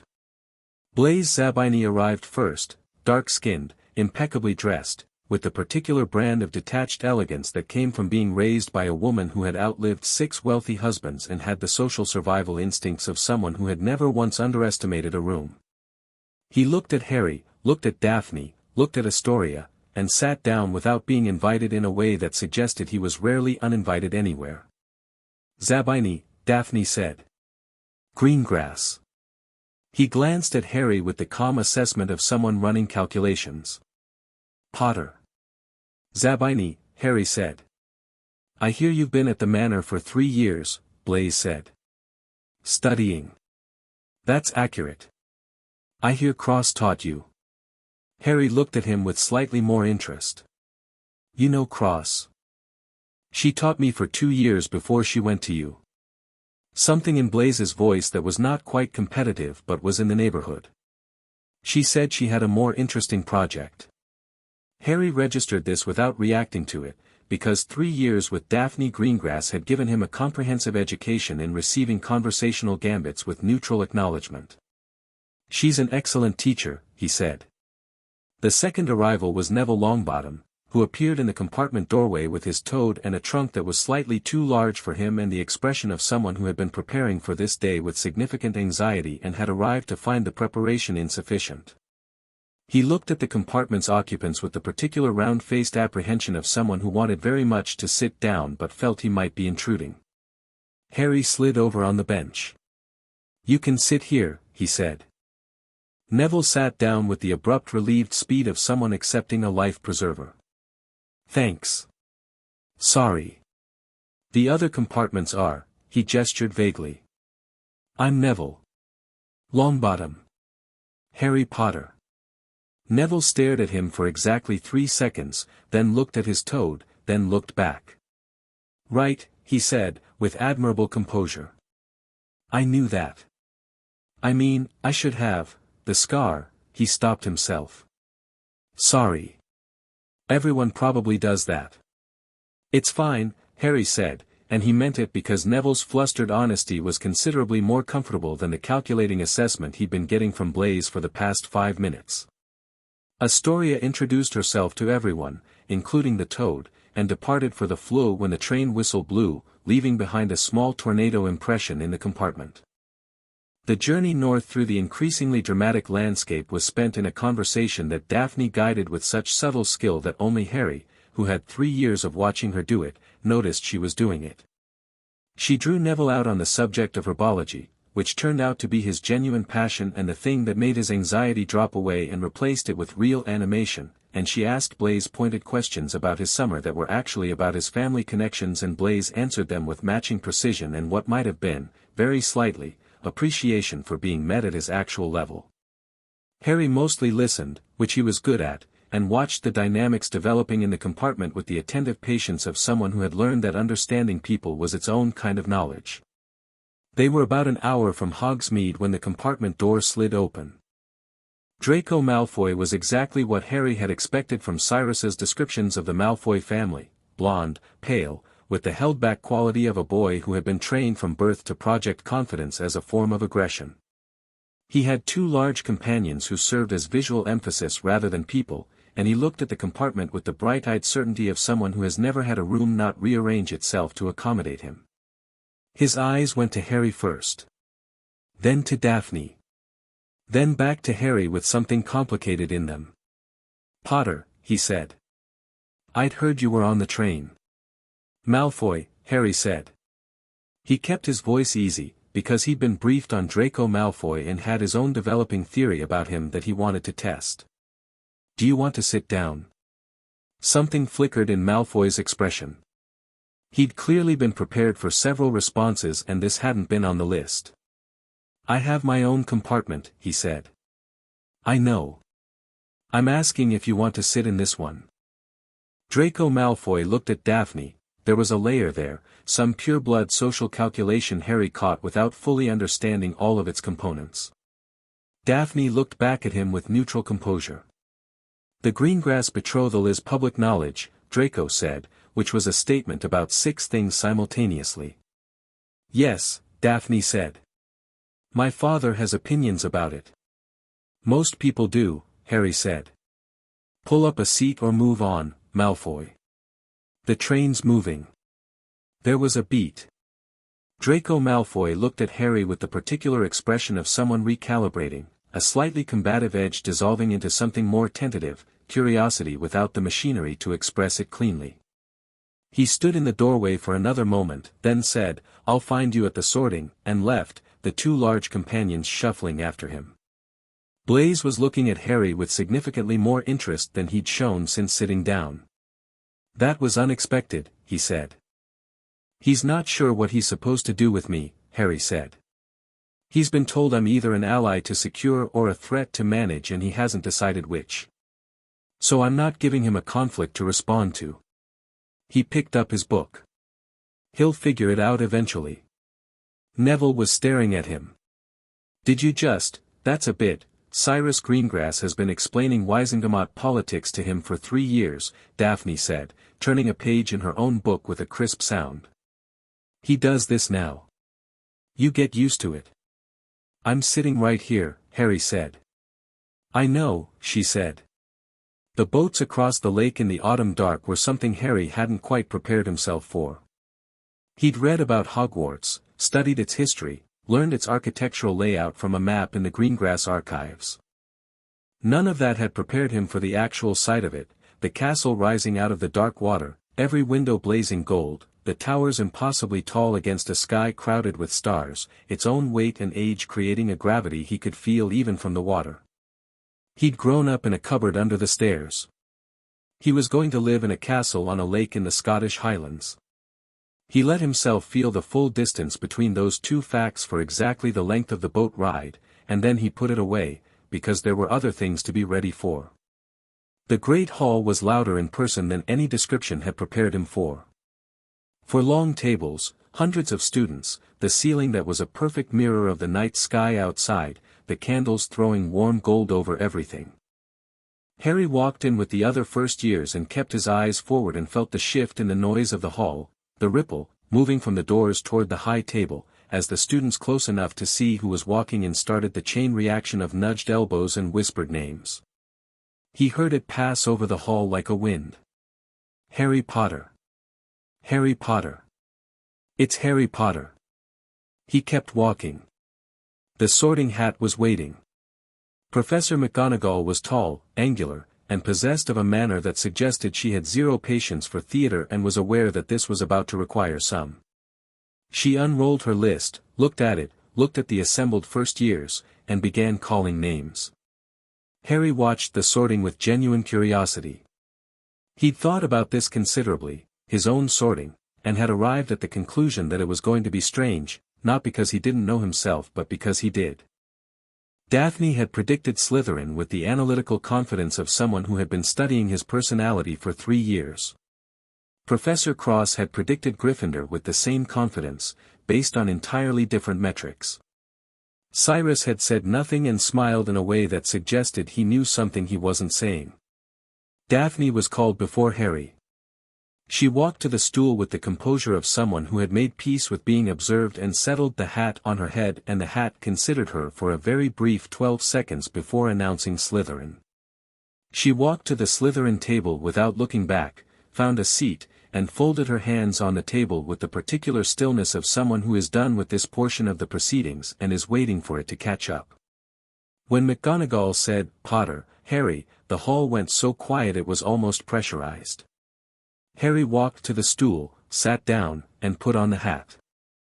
The hat settled over his eyes and the great hall disappeared, replaced by a rich, musty darkness that smelled of old cloth and older magic, and then a voice spoke directly into his mind, not invasive, more like having a conversation with a very tired person who has met too many people to be impressed by anyone.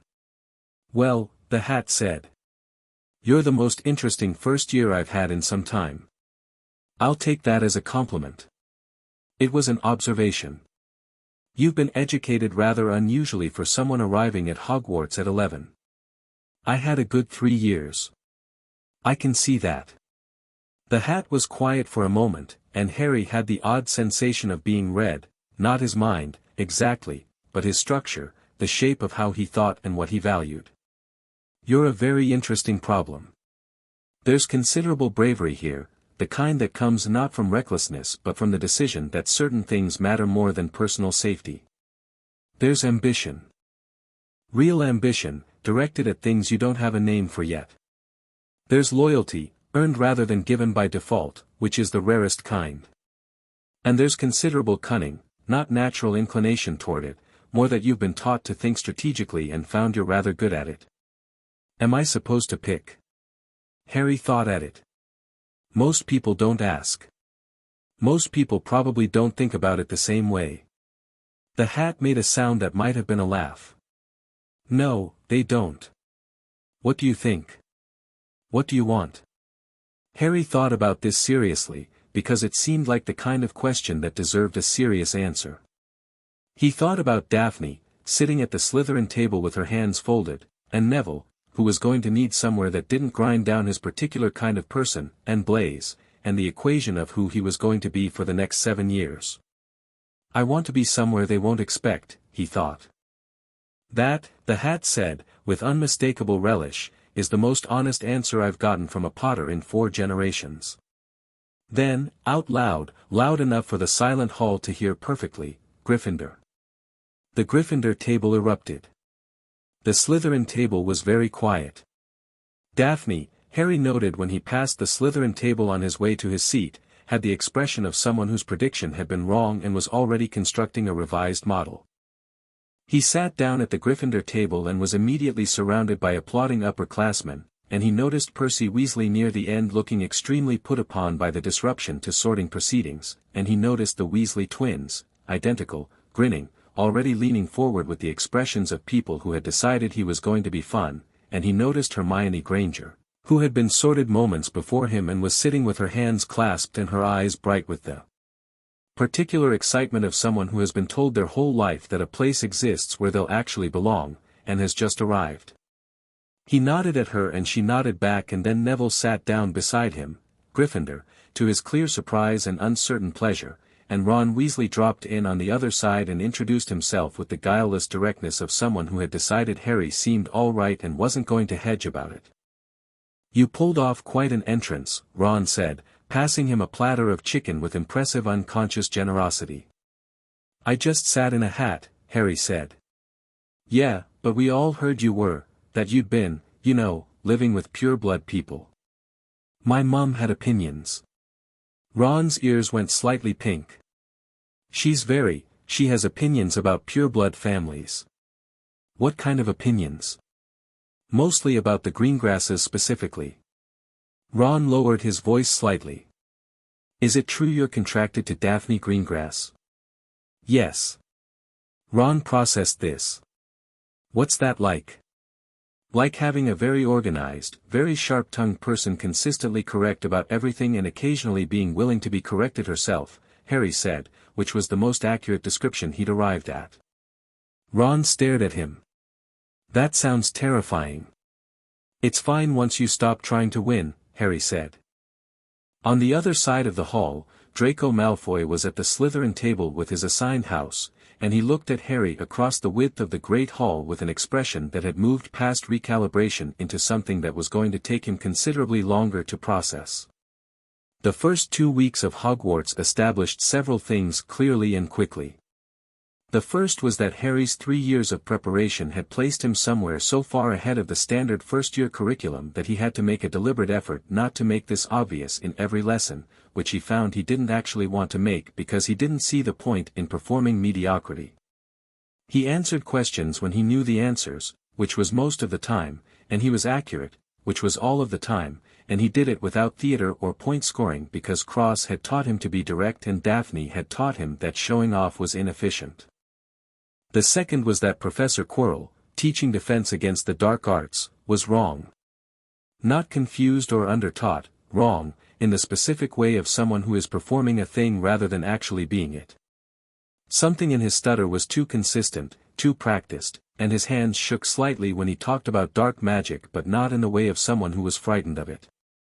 Harry noticed this on the third day of term and mentioned it to Daphne at breakfast the following morning, dropping into the gap between Slytherin and Gryffindor tables at the end nearest the doors where they'd taken to having brief morning check-ins because the contract had been reinforcing their instinct to touch base and neither of them had found a compelling reason to resist it. What kind of wrong? Daphne said, not looking up from her toast. Like he knows too much about the dark arts and is pretending to know less. What does someone who knows too much about the dark arts look like? He doesn't flinch at the right moments, Harry said. When someone who's genuinely frightened of something talks about it, they flinch at the specific thing they're frightened of.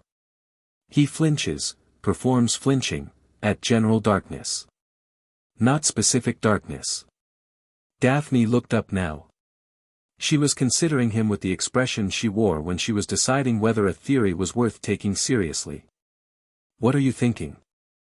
I don't know yet, Harry said, because he'd learned from Cyrus that stating a conclusion before the evidence was complete was a good way to chase the wrong solution. I'm watching. Tell me when you know. Obviously.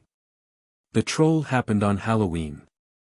Harry heard about the troll in the girls' bathroom from Ron, who heard about it from Percy, who had heard it from Quirrell himself, who had burst into the Great Hall during the feast and announced a troll in the dungeon in a manner that Harry, watching carefully, thought was slightly more theatrical than strictly necessary. Then everyone had been told to go to their dormitories, and Harry had caught Hermione's absence from the Gryffindor table, and Ron had worked out she was in the bathroom, and the two of them had moved before any conscious decision was made. The corridor on the second floor smelled of something rank and ancient, old meat and cave stone, and Harry felt the magic of the troll before he saw it, that particular gross wrongness of magic that comes from very powerful, very stupid creatures. He came around the corner and saw it, 12 feet of mountain troll with a club the size of a full-grown man, already inside the bathroom, and through the gap in the door he could hear Hermione making the sounds of someone who was about to stop making sounds. Ron threw the first spell, a decent attempt, badly aimed, hit the troll on the shoulder and produced absolutely no result except making it angrier. Harry stepped in front of Ron, looked at the troll, and thought Levi Corpus with the clean clarity of someone for whom the spell was not an effort but a choice. The troll went up. All 12 feet of it, jerked into the air by its ankle, its club spinning free and clanging off the opposite wall, and it hung there upside down making a sound like a foghorn being strangled, its enormous arms swinging uselessly in open air. The bathroom was very quiet for a moment. Hermione appeared from behind a bank of sinks, her hair disheveled and her face the white of someone who has just been very genuinely frightened. She looked at the troll hanging from Harry's spell. Then she looked at Harry. Ron started. It was going to kill her, Harry said simply. He kept his focus on the troll, maintaining the levitation while looking at Hermione. Are you hurt?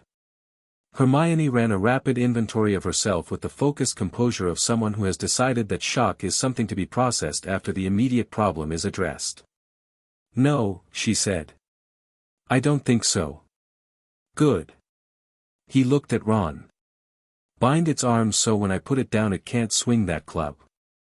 Ron stared at him, then snapped back to himself and cast a rope-binding charm that tangled the troll's arms, and Harry set it down on the bathroom floor with the controlled care of someone stacking a heavy object, and the troll hit the ground in a cloud of dust and appeared to be unconscious, possibly from the blood rushing to its head. McGonagall arrived 60 seconds later with Snape and Quirrell behind her. She stopped in the doorway and looked at the bound unconscious troll on the floor and the 3 students standing over it, and her expression went through several things in rapid succession. Explain, she said. Hermione explained, quickly, accurately, with the instinct of someone who wanted the facts stated correctly before anyone drew the wrong conclusions. She said Harry had levitated the troll, and she said it with enough precision that McGonagall looked at Harry with a new quality of attention that was professional rather than personal. First year, McGonagall said. Yes, Professor, Harry said. She looked at him for a moment with the particular expression of someone who has just had a major assumption revised. Then she said, 5 points to Gryffindor each, and 5 for presence of mind. And 20 points to Miss Granger for honest accounting. She looked at the troll. Quirrell, alert the headmaster. Quirrell said, of course, Professor, and turned, and Harry watched him go with the specific sharpness of someone filing away data. That night, in the Gryffindor common room, Hermione sat down across from Harry by the fire with a directness that reminded him, marginally, of Daphne, not the same shape of person but the same refusal to let gratitude go unstated because it was uncomfortable to state. Thank you, she said. You would have figured something out, Harry said. In approximately 30 more seconds I would have been a paste on the floor, Hermione said, with the clinical honesty of someone who had run the calculation. But thank you for the belief. Harry looked at her. You knew the exact time dilation on Quirrell's announcement, he said. From the Great Hall to the bathroom, accounting for a troll's movement speed, you'd worked out how long you had. Hermione stared at him. You were frightened, Harry said. But you were also doing math. That's not nothing. That's actually quite a lot. Something shifted in Hermione's expression, the expression of someone who has been told repeatedly that their particular way of responding to crisis is a problem, being told for the first time that it might be an asset. It was a small shift but it went all the way down. You're different than I expected, she said. What did you expect? I'd read about you. Everyone has. I expected, she gestured vaguely at a space between them. Not this. 3 years with the Greengrasses, Harry said. Gets into you. Hermione absorbed this. Daphne Greengrass seems, she's the best person I know, Harry said simply, not as a romantic statement but as a factual assessment, and Hermione heard the distinction. Right, she said, and then, with characteristic efficiency, the defense against the dark arts professor is wrong about something, isn't he? You look at him the way I look at textbooks that have errors. Harry looked at her with considerably more interest than he'd started the conversation with. November delivered cold and Quidditch trials, and Harry made the Gryffindor team not through any particular campaigning on his part but through the straightforward mechanism of catching every snitch in every trial, and McGonagall telling Wood that if he didn't put Potter on the team she would have words with him about his tactical thinking. He arrived at the first practice with his new Nimbus 2000 in the unconscious ease of someone who had been flying regularly for 3 years and found the broom drills more confirmatory than revelatory. Oliver Wood, watching him navigate obstacle courses at speeds that made the other chasers physically step back from the edges of their own brooms, had the expression of a man who had been given a gift he hadn't asked for and was still calculating what it meant. Who taught you to fly? Wood asked afterward, a little breathlessly. Cyrus Greengrass, Harry said. And the wind, mostly. Because the wind had taught him things about flight that no lesson had, the way that moving through air was about listening as much as directing, about feeling resistance as information rather than obstacle. The wind, Wood said. You can't always control the path. Sometimes you read the conditions and work with them. Wood stared at him, then wrote something in his training notebook that Harry strongly suspected was not a standard observation. December brought the first snowfall on the grounds and also the first direct attempt by the wizarding world to use Harry as a political object, which arrived in the form of a howler addressed to the Gryffindor common room from a man named Aldrich Rowell who had opinions about the Potter Greengrass contract and had decided to share them in scarlet screaming form at 7:30 in the morning. Harry let the howler finish. Then he ate his toast. Ron, who had flinched halfway under the table at the noise, came back up and stared at him. You're not upset? Ron said. Getting upset about it won't change it, Harry said. He's upset because a Potter being contracted to a Greengrass disrupts certain alliance assumptions he'd made. He reached for the marmalade. Cyrus predicted this happening around now. The first semester, once people had time to see that this is real. What are you going to do about it? Harry spread marmalade on his toast. Respond to him through his solicitor with a copy of the contract and a note from Cyrus. Cyrus has been looking for an opportunity to establish clearly that the contract is absolute and this is a gift. He glanced at Ron. Don't look so alarmed. It's just politics. Ron Weasley looked at him with the expression he was developing specifically for moments when Harry said things that sounded simultaneously perfectly reasonable and completely alien to Ron's entire frame of reference. Just politics, he repeated. Also, Harry said, he has a daughter in 5th year. Slytherin. I'll ask Daphne to note which table she's sitting at. He paused. Not to do anything. Just to understand the shape of things. Ron stared at him for another moment, then said, You're a bit terrifying, you know that? Hermione says the same thing, Harry said. I'm starting to think you two would get along. The defense corridor on the 3rd floor was locked, which was the first interesting thing. The second interesting thing was the way Quirrell looked at it, not with academic curiosity about what the headmaster was protecting, but with the patient, proprietary attention of someone who already knew what was in there and was thinking about when. Harry had been watching Quirrell for 3 months. He'd catalogued the tells, the fake stutter, the too theatrical flinching, the way his hands went still rather than trembling when he talked about Voldemort specifically, as though the name held a different quality for him than it should. He'd also noticed the smell, faint, something musty and wrong, strongest on the left side of Quirrell's body where the turban was wrapped over his head. He was in the library with Hermione on a Tuesday evening in December when he said it out loud for the first time. Quirrell has something on the back of his head. Hermione looked up from her book. What? Under the turban. The smell is stronger there and the turban is wrapped too tightly, there's something he's keeping covered. Hermione was quiet for a moment. She'd been building her own file on Quirrell for 2 months, though she'd been approaching it from the angle of his academic inconsistencies rather than his physical presentation.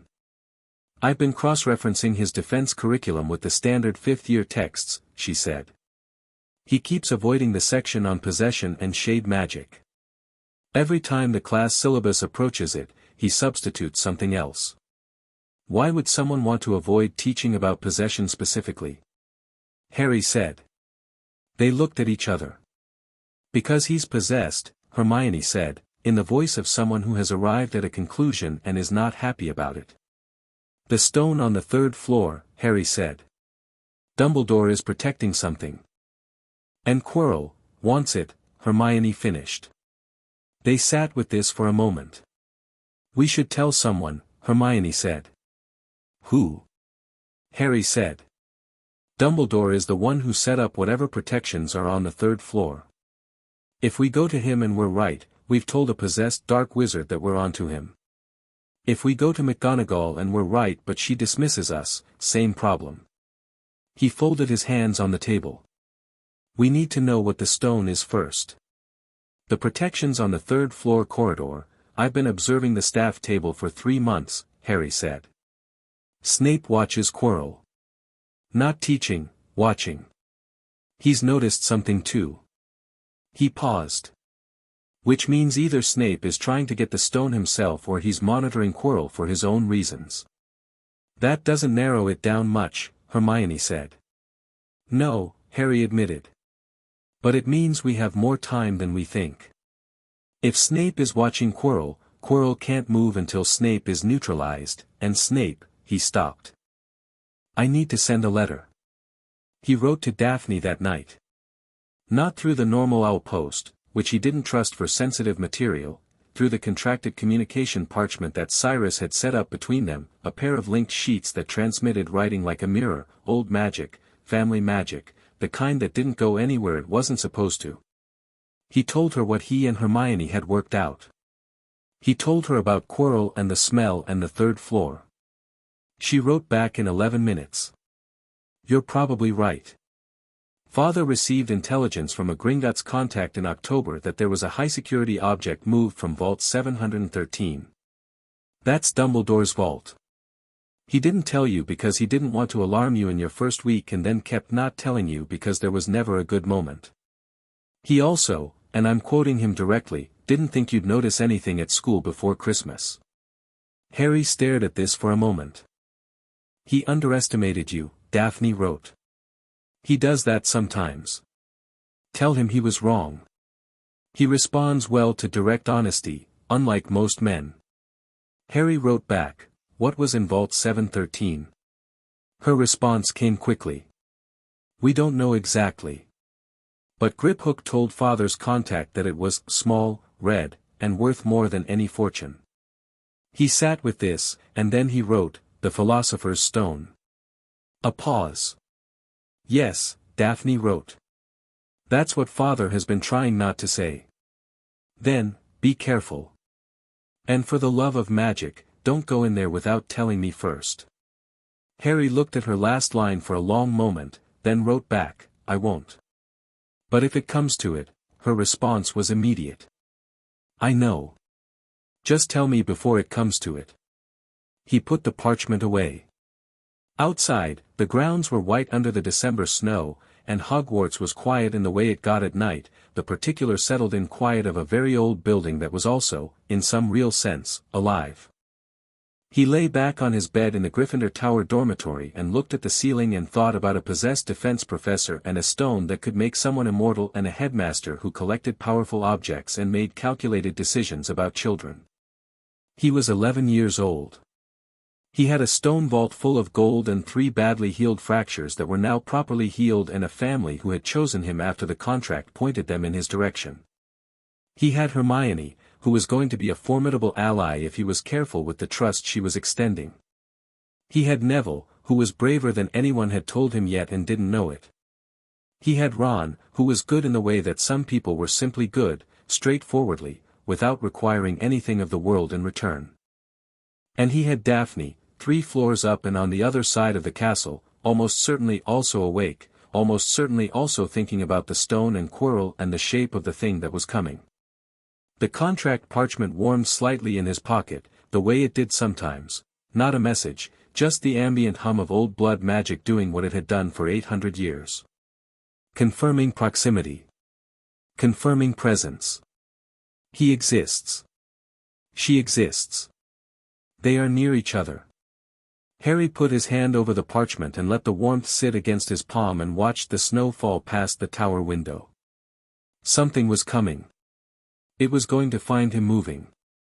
Chapter 4, The Mirror and the Stone. The Christmas holidays emptied Hogwarts like water draining from a bath, leaving behind the handful of students who had nowhere better to be or, in Harry's case, had made a deliberate choice. He'd told Cyrus and Celine he wanted to stay. Celine had written back with a recipe for hot chocolate from the manor kitchens that Mira had transcribed in her cramped house-elf handwriting, and a note that said we'll see you at New Year in a tone that communicated acceptance without entirely suppressing the wish that he'd come home.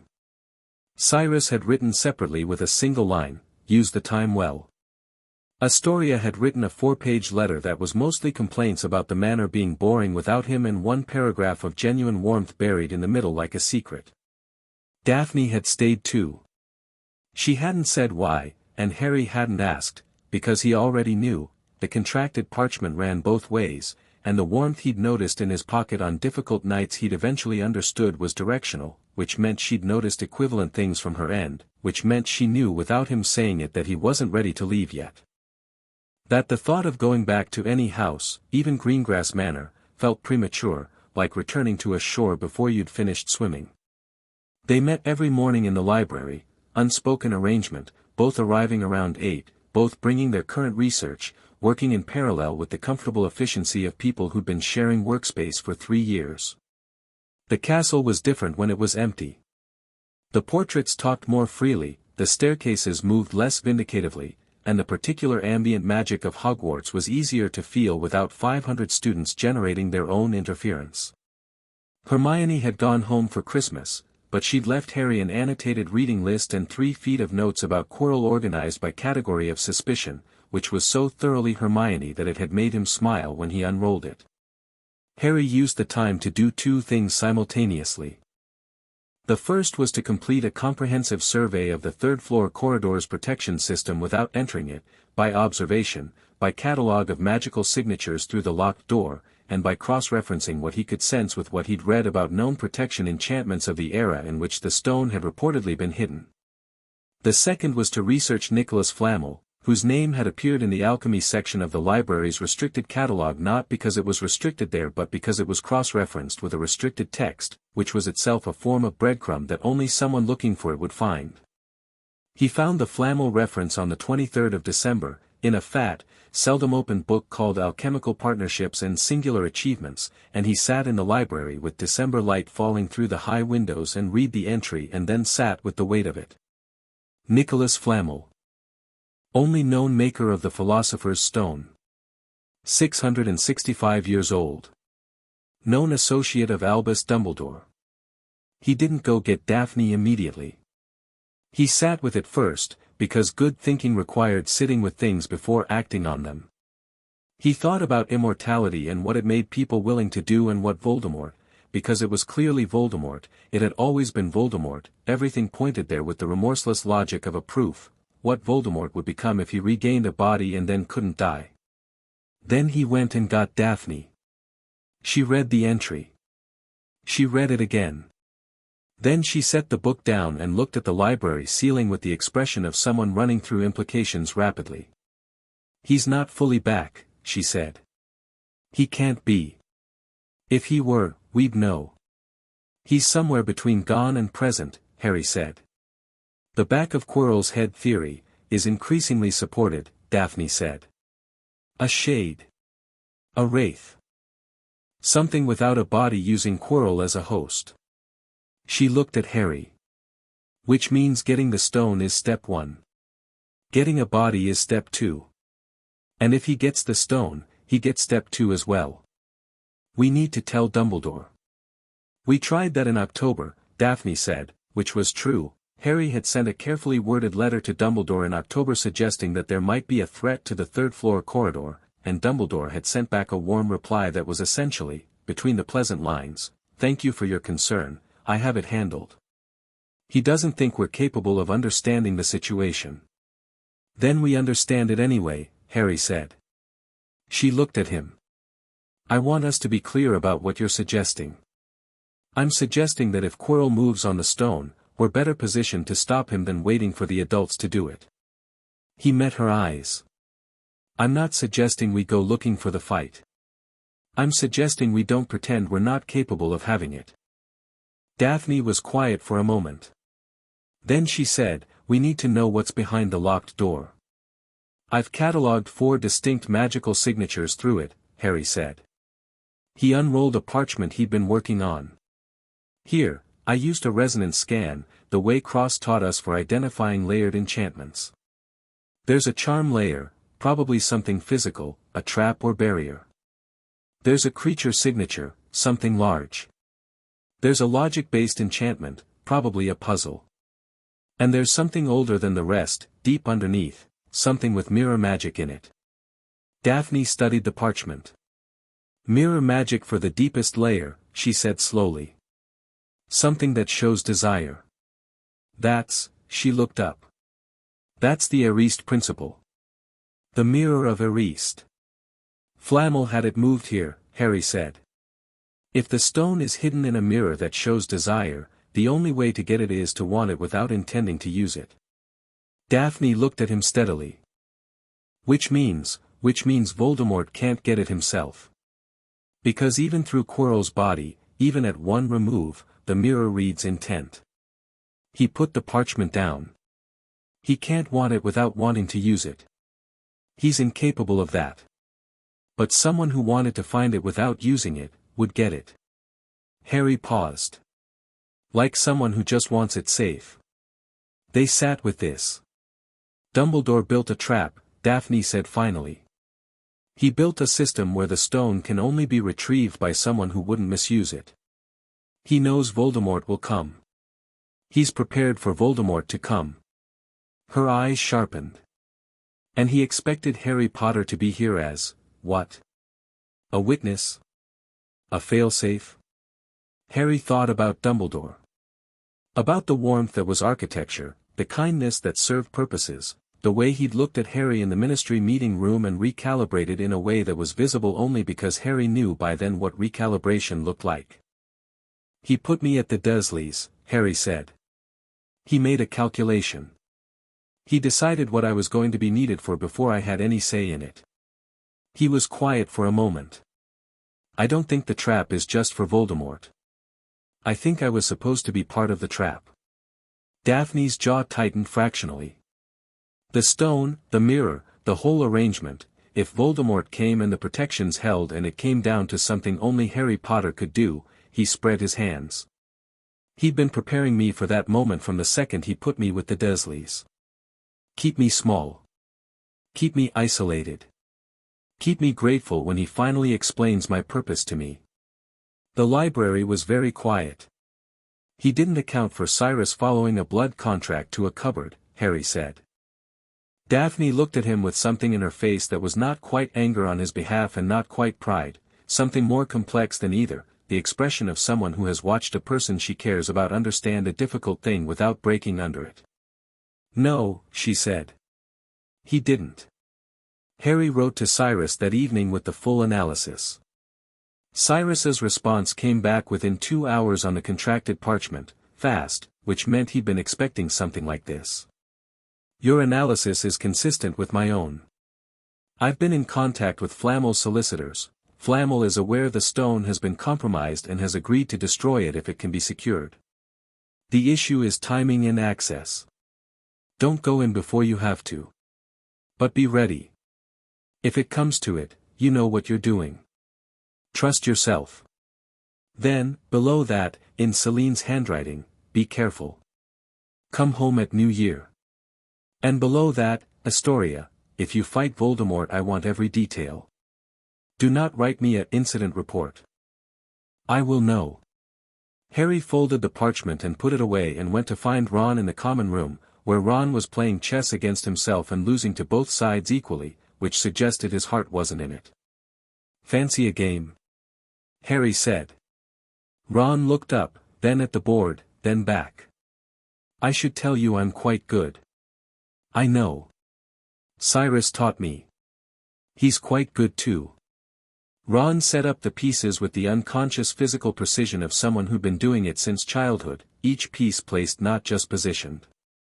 You say that like it's a warning. It is, Harry said, and sat down.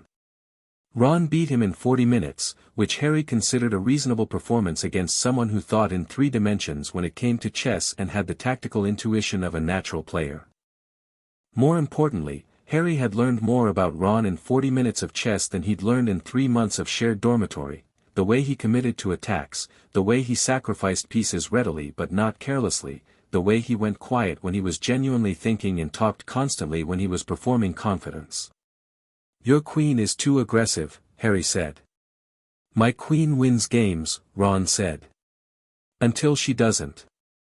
Then you lose everything at once. Harry looked at the board. You might win more slowly if you kept her in reserve. Ron looked at him over the remains of the board. That's about more than chess, isn't it? It's both, Harry said. You're very brave. You lead with it every time. Sometimes that's exactly right. Sometimes it costs you everything before you've had time to think. Ron was quiet for a moment. Daphne Greengrass teaches you to talk like that. Cyrus does, Harry said. Daphne just agrees with it. What does she teach you? Harry thought about this honestly. That being right isn't enough if you can't make other people understand why. And that some battles look different from inside them than they do from outside. He started resetting the pieces. Again. January brought Hermione back and immediately absorbed her into their research framework in a way that she clearly found both natural and somewhat overwhelming. She sat in the library between Harry and Daphne on the 2nd of January and looked at the annotated parchment spread across the table and said, "You've been busy," with the particular mixture of relief and competitiveness of someone who'd been doing the same work in parallel and was now comparing notes. "So have you," Harry said. "What did you find?" Hermione produced her own roll of notes. "Nicholas Flamel," she said immediately, because she'd clearly also found the alchemy book. "We found him on the 23rd, Daphne said. Hermione looked momentarily deflated. "Your Quirrell research is better than ours," Harry said immediately, which was both true and the right thing to say, and Hermione's expression balanced back out. They spent 3 hours comparing analyses and produced a joint document that was measurably better than any of the individual components, Harry's magical sensing, Daphne's political and strategic context, Hermione's encyclopedic research precision, combining into a map of the situation that was, Harry thought, more complete than anything Dumbledore had apparently shared with any adult in the castle. "He should have told us," Hermione said, looking at the document. "He was never going to tell us," Daphne said. "In Dumbledore's framework, students are protected by being kept in the dark. Information is a tool he allocates strategically. That's," Hermione searched for the word. "Paternalistic. It's what happens when very intelligent people confuse wisdom with omniscience," Harry said. "He's made decisions about us that he believes are for our benefit without asking whether we agree." He paused. "I've had some experience with that." Hermione looked at him, then looked away at her notes. "The stone needs to be destroyed," she said. "If Flamel has agreed, Cyrus is working on the timing," Harry said. "But Quirrell is moving. I've been watching his patterns. The Easter term started 2 days ago and he's already changed his classroom behavior, less performance, less stutter, more efficient. He's got a timeline." He looked at his parchment. "He's going in before June." "Then we need to be ready before June," Daphne said. They were ready, as it turned out, before June. The night it happened was the last day of May, a Tuesday, and it announced itself in the contracted parchment warming so violently in Harry's pocket that it was almost burning, not a message, but the alarm protocol he and Daphne had built into the link, a specific pulse pattern that meant now, it's happening now. He was out of bed and dressed in 60 seconds. Ron woke up as he was pulling on his shoes and said, "What?" and Harry said, "Quirrell's moving on the stone," in the quiet voice that he used when there wasn't time for anything louder, and Ron stared at him for 1 second and then got up too. Harry went to Hermione's portrait first. The Gryffindor stairs leading to the girls' dormitory were alarmed against boys entering, but they hadn't anticipated the doorway being knocked on from the outside by a broom handle until Hermione appeared at the top of the stairs in her dressing gown with her wand already in her hand because she'd felt the contracted parchment's alarm through the diagnostic enchantments she'd placed on her own monitoring system. "Now?" she said. "Now," Harry said. The 4 of them, Neville had woken up when Ron had gotten dressed without explanation with the silent, determined decision of someone who has decided his friends' emergencies are his emergencies, moved through the corridors with the practiced efficiency of people who had been sneaking through Hogwarts since November under the invisibility cloak that had arrived for Harry at Christmas from an anonymous sender who Cyrus had subsequently identified as almost certainly Dumbledore. Continuing his preparations, moving pieces into place. The 3rd floor door was open. Not broken, opened, from the inside, which meant Quirrell had gotten through the first obstacle before them. Harry looked at the open door and then at the corridor ahead and felt the specific current of magic that meant something was already disturbed, already set in motion. He took the invisibility cloak off and folded it. He didn't need it for what came next. The giant three-headed dog, Fluffy, according to Hagrid, a name that had not survived its first encounter with the beast's reality, was asleep on the trapdoor. The harp playing beside it was enchanted, winding down, the last few notes of whatever Quirrell had used to send it to sleep still cycling. Harry looked at the harp and felt the sleeping spell wound into it and drew the magic carefully longer, reinforcing it with his own, and the harp kept playing and the dog stayed down. "You did wandless magic in front of us," Neville said, very quietly. "I do it all the time," Harry said. They went through the trapdoor. The devil's snare went for all of them simultaneously, the instinctive, mindless grip of a plant that responds to struggle by tightening. Hermione said, "Stop moving, it responds to struggle." At the same moment Harry pushed calm through his own body and projected it outward, and the plant loosened with a sound like a sigh and released them into the dark below. "How did you?" Ron started. "Empathic magical broadcast," Harry said. "It reads distress. Give it calm instead." He paused at the bottom of the chute, listening. Below them, footsteps, moving quickly. Quirrell, making his way through the obstacles. Move. They moved through the obstacles with the efficiency of people who had spent months researching exactly this terrain. The winged keys were the most chaotic, hundreds of them, all old-looking, one with a bent wing. Harry went for his broom by instinct, fast and certain, the seeker's eye cutting through the chaos of wings to the one that was different, and caught it in 30 seconds and unlocked the door while Ron and Neville and Hermione held off the attacking swarm.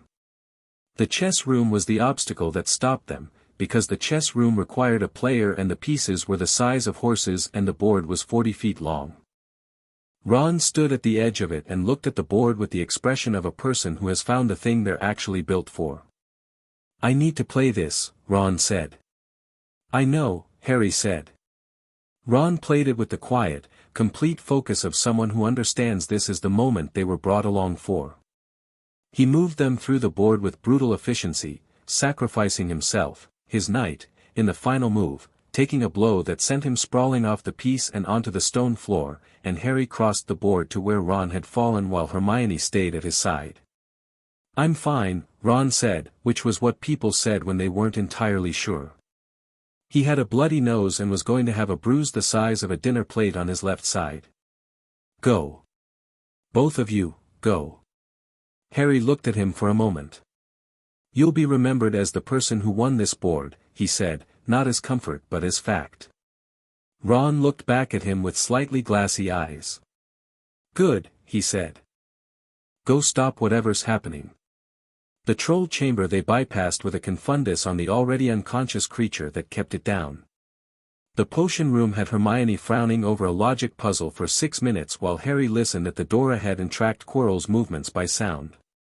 Hermione solved it and handed him the right vial without drama, which was the most Hermione thing she'd ever done, and Harry looked at the door to the last chamber. "You should go back," he said to Hermione. "I should stay," she said. "The mirror requires someone to want the stone without wanting to use it. You want to understand the stone. That's not the same as not wanting to use it, it's adjacent." He looked at her steadily. "If something goes wrong past this door, I need someone sensible on this side of it to go for help. That's not nothing. That's crucial." Hermione looked at him with the expression of someone who can identify a rational argument and resents that it's rational. "You're not as comforting as you think you are," she said. "I know," he said. She went back. Harry opened the door. The last chamber was large and dark and cold in the way of stone rooms that have been sealed for months, the cold sitting in the air like a presence. The mirror of Eriste stood against the far wall, and before it stood Quirrell, who was staring into it with an expression that was split between his own urgent want and something else, something layered underneath, something older and colder and much more patient. He hadn't heard Harry come in.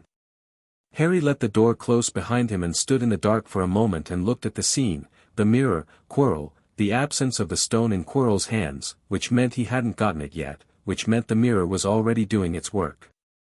"Professor Quirrell," Harry said. Quirrell spun.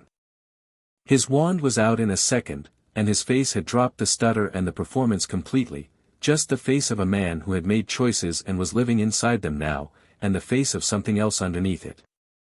"Potter," Quirrell said, clearly, without the stutter. "How convenient." "Less convenient than you think," Harry said.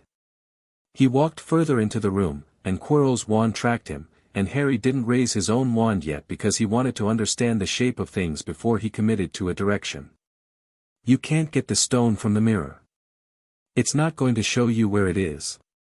It only shows you what you most deeply want, and what you most deeply want is to use it." Quirrell's jaw tightened. "You're a child." "I'm also right," Harry said. "The mirror reads intent. You want the stone for him." He tilted his head fractionally toward the turban. "And he wants it to come back. You can't want it without that attached, so the mirror won't give it to you." Something moved in the back of Quirrell's eyes. "Clever boy," said a voice that was not Quirrell's. It came from the back of his head, muffled by the turban but present, a thin, cold voice with the particular quality of something that has been diminished to nearly nothing and has spent years in that diminishment without going mad because going mad would require more self to dissolve. Not Quirrell's voice. An older voice. A voice that had, once, been extraordinary. "Lord Voldemort," Harry said. "Harry Potter," the voice said. "In the flesh, finally. I understand you've been rather well educated." "Better than you expected," Harry said. "Better than I planned for," the voice agreed, with a conversational pleasantness that was more unsettling than open hostility. "Look in the mirror. Tell me what you see." Harry looked at the mirror. His reflection looked back at him. And in the mirror, the reflection reached into its pocket and took out a blood-red stone and held it up, and then, put it back in his pocket. Harry felt the stone drop into his actual pocket. He kept his face absolutely still. "Well," the voice said. "I see myself," Harry said. "Older. Standing somewhere I don't recognize." This was also, technically, true. The mirror showed a version of him that was older, standing somewhere he didn't recognize, and the stone was no longer visible because the reflection had pocketed it. "Nothing else?" The voice was precise, reading him. "The mirror shows desire." "I desire a lot of things." Harry looked away from the mirror. "I don't particularly desire immortality. I've never desired it.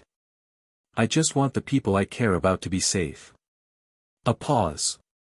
"You have the stone," Voldemort said. "Yes," Harry said. "Give it to me," Voldemort said. The pleasant conversational tone had a different quality now, the quality of something that has been patient for a long time and is now deciding whether patience is still the right tool. "I was powerful enough to destroy your parents. Don't think I'm incapable, you're not capable of anything right now," Harry said. His voice came out steady and clear, the way Cyrus's voice was steady and clear in hard negotiations, not because he wasn't aware of the danger but because he'd decided that steadiness was more useful than fear.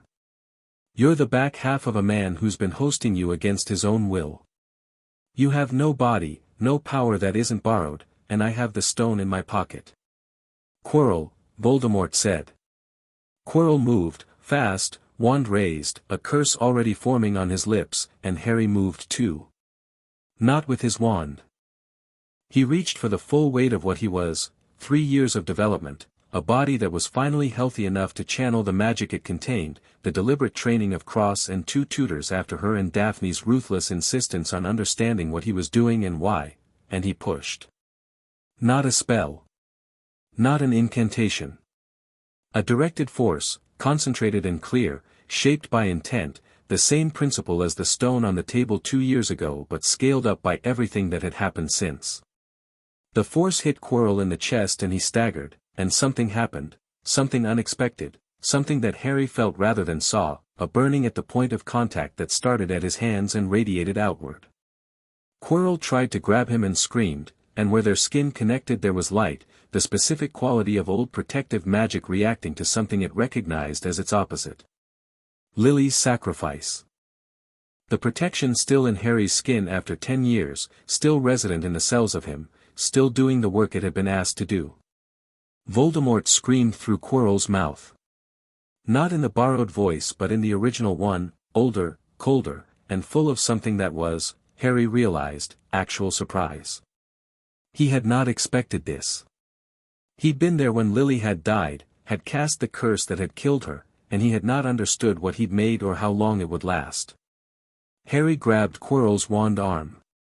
The light intensified and Quirrell's form destabilized, the hosting going wrong, the possession fracturing under the specific pressure of a magic it had no counter for, and Voldemort's shadow presence tore free. Harry felt it, a cold rush like walking through smoke, a sensation of malignancy without form, and screamed again as it passed through him, through the protection, and the protection burned it and the shadow moved away, up through the ceiling, gone. Quirrell crumpled. Harry stood in the empty chamber with his hands burning and Quirrell unconscious at his feet and the stone a small warm weight in his pocket, and he was breathing hard but steady, and the mirror behind him showed his reflection looking back at him with clear eyes. He looked at Quirrell. The man's face was peaceful in unconsciousness, the performance dropped, the fear gone. Whatever Quirrell had been before Voldemort had made his choices for him was somewhere under there, probably deeply damaged. Harry took the stone from his pocket and looked at it. Red. Heavier than it looked.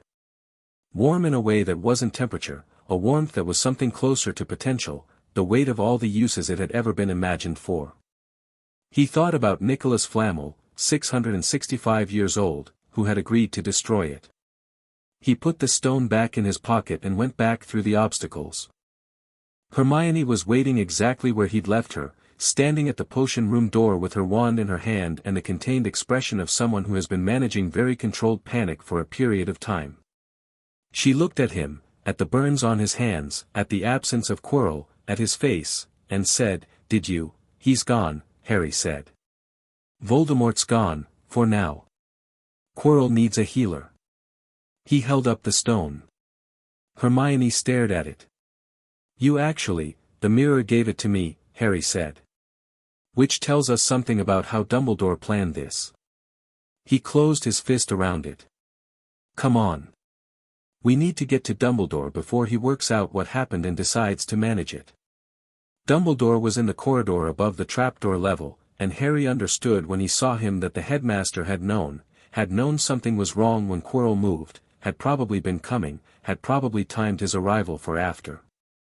His face when he saw Harry holding the stone and Quirrell unconscious carried through the door was the face of a man whose calculation had been disrupted in every particular. He recovered magnificently. He always recovered magnificently. "Harry," he said, warmth and relief, the full performance. "I must say, I have the stone," Harry said. "I also have burns from where Voldemort's possession broke apart on my mother's protection. Quirrell needs a healer." He held the stone out. "Flamel has agreed to destroy it. You should arrange that before anyone decides to argue about it." Dumbledore looked at him. Not the warm grandfather look, the real look, the one Harry had seen once before in the ministry meeting room. The look of someone who is seeing something they expected to be a piece on a board and realizing it's actually a player. "You knew about the stone," Dumbledore said. "Since December," Harry said. "The Flamel connection, since the 23rd, Harry said. Dumbledore was quiet for a moment. "You didn't come to me. I wrote to you in October. You sent a pleasant reply." Harry kept his voice even. "You weren't going to listen. You decided I was here to be protected, not consulted." He paused. "I am, with respect, not interested in being protected from things I'm capable of handling. I'm interested in handling them." Dumbledore looked at him for a long time. Then at Hermione, standing behind Harry with her chin up and her arms folded. Then back at Harry. "You have your father's stubbornness," Dumbledore said. "I have my own," Harry said. He handed over the stone. The hospital wing was bright and white and smelled of potions. Harry lay in a bed with his hands wrapped in Madame Pomfrey's best healing bandages. The burns were significant but not permanent, she said, with the brisk confidence of someone who has seen worse and intends to fix this, and stared at the ceiling. Daphne came at 8 in the morning. She came in through the hospital wing door and across the ward in the particular focused walk she had when she was containing something large, and she sat down in the chair beside his bed and looked at his hands. Neither of them said anything for a moment. The parchment went cold for about 20 minutes, she said. Around 2 in the morning. That was when Voldemort was passing through me, Harry said. I know. Her voice was level but something underneath it wasn't. I know it was. Harry turned his head to look at her. Her face was composed and her hands were folded in her lap and her eyes were doing the thing they did when she was feeling something she hadn't entirely processed yet and was processing it through the conversation rather than before it. I'm fine, he said. You have burns on both hands. They'll heal by Friday, Pomfrey said. And Voldemort, gone. Not destroyed, he doesn't die easily. But gone, no body, no stone. He looked back at the ceiling. He'll be back eventually. But not today. Daphne was quiet. Then she said, in a voice that was much less composed than her face, I felt it. When the parchment went cold. I felt it. What did it feel like? Like everything had become an option again, she said. Including ones I didn't want to think about. Harry turned his head back toward her. She was looking at her hands now, not at him. He thought about what that meant, a contract going cold, the person on the other end of 800 years of blood magic suddenly uncertain, and something settled in his chest that he didn't have a word for yet. It came back warm, he said. Yes, she said. It did. She looked up.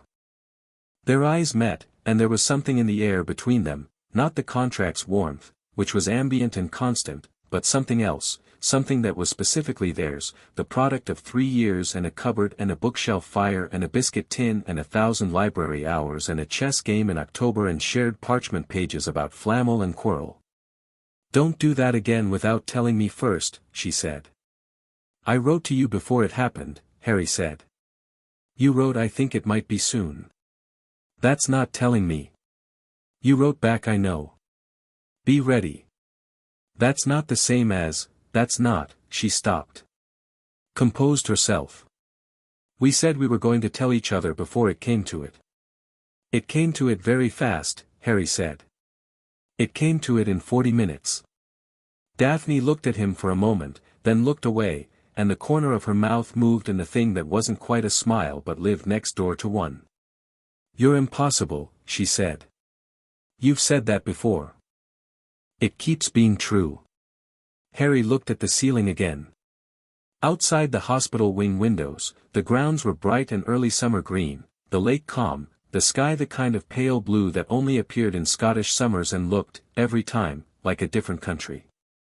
He could feel his hands burning under the bandages in a way that was starting to be interesting rather than painful, the particular sharp clarity of healing magic doing its work.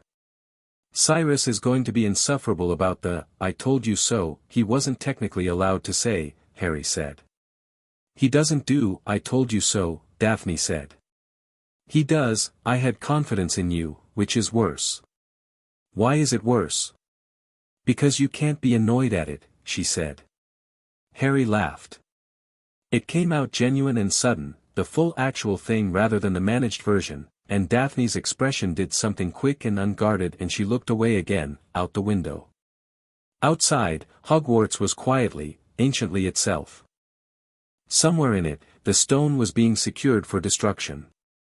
Somewhere in it, Quirrell was being tended by a healer Dumbledore had summoned, a man who had made terrible choices and was now living in their aftermath. Somewhere below the lake, the giant squid was presumably doing whatever giant squids did in early June. And in a hospital bed in the wing above the Great Hall, Harry Potter was 11 years old and had burns on both hands from where his mother's love had burned Voldemort, and had the stone-shaped callus of a thing done correctly, and was lying beside the person who was going to be, eventually, the other side of 800 years of blood magic, Not because the parchment said so but because of every day between a cupboard and a hospital bed. He put his bandaged hand, carefully, next to hers on the bedside. She looked at it. Then she put her hand over his, gently enough to avoid the burns, the warmth of her palm against the back of his.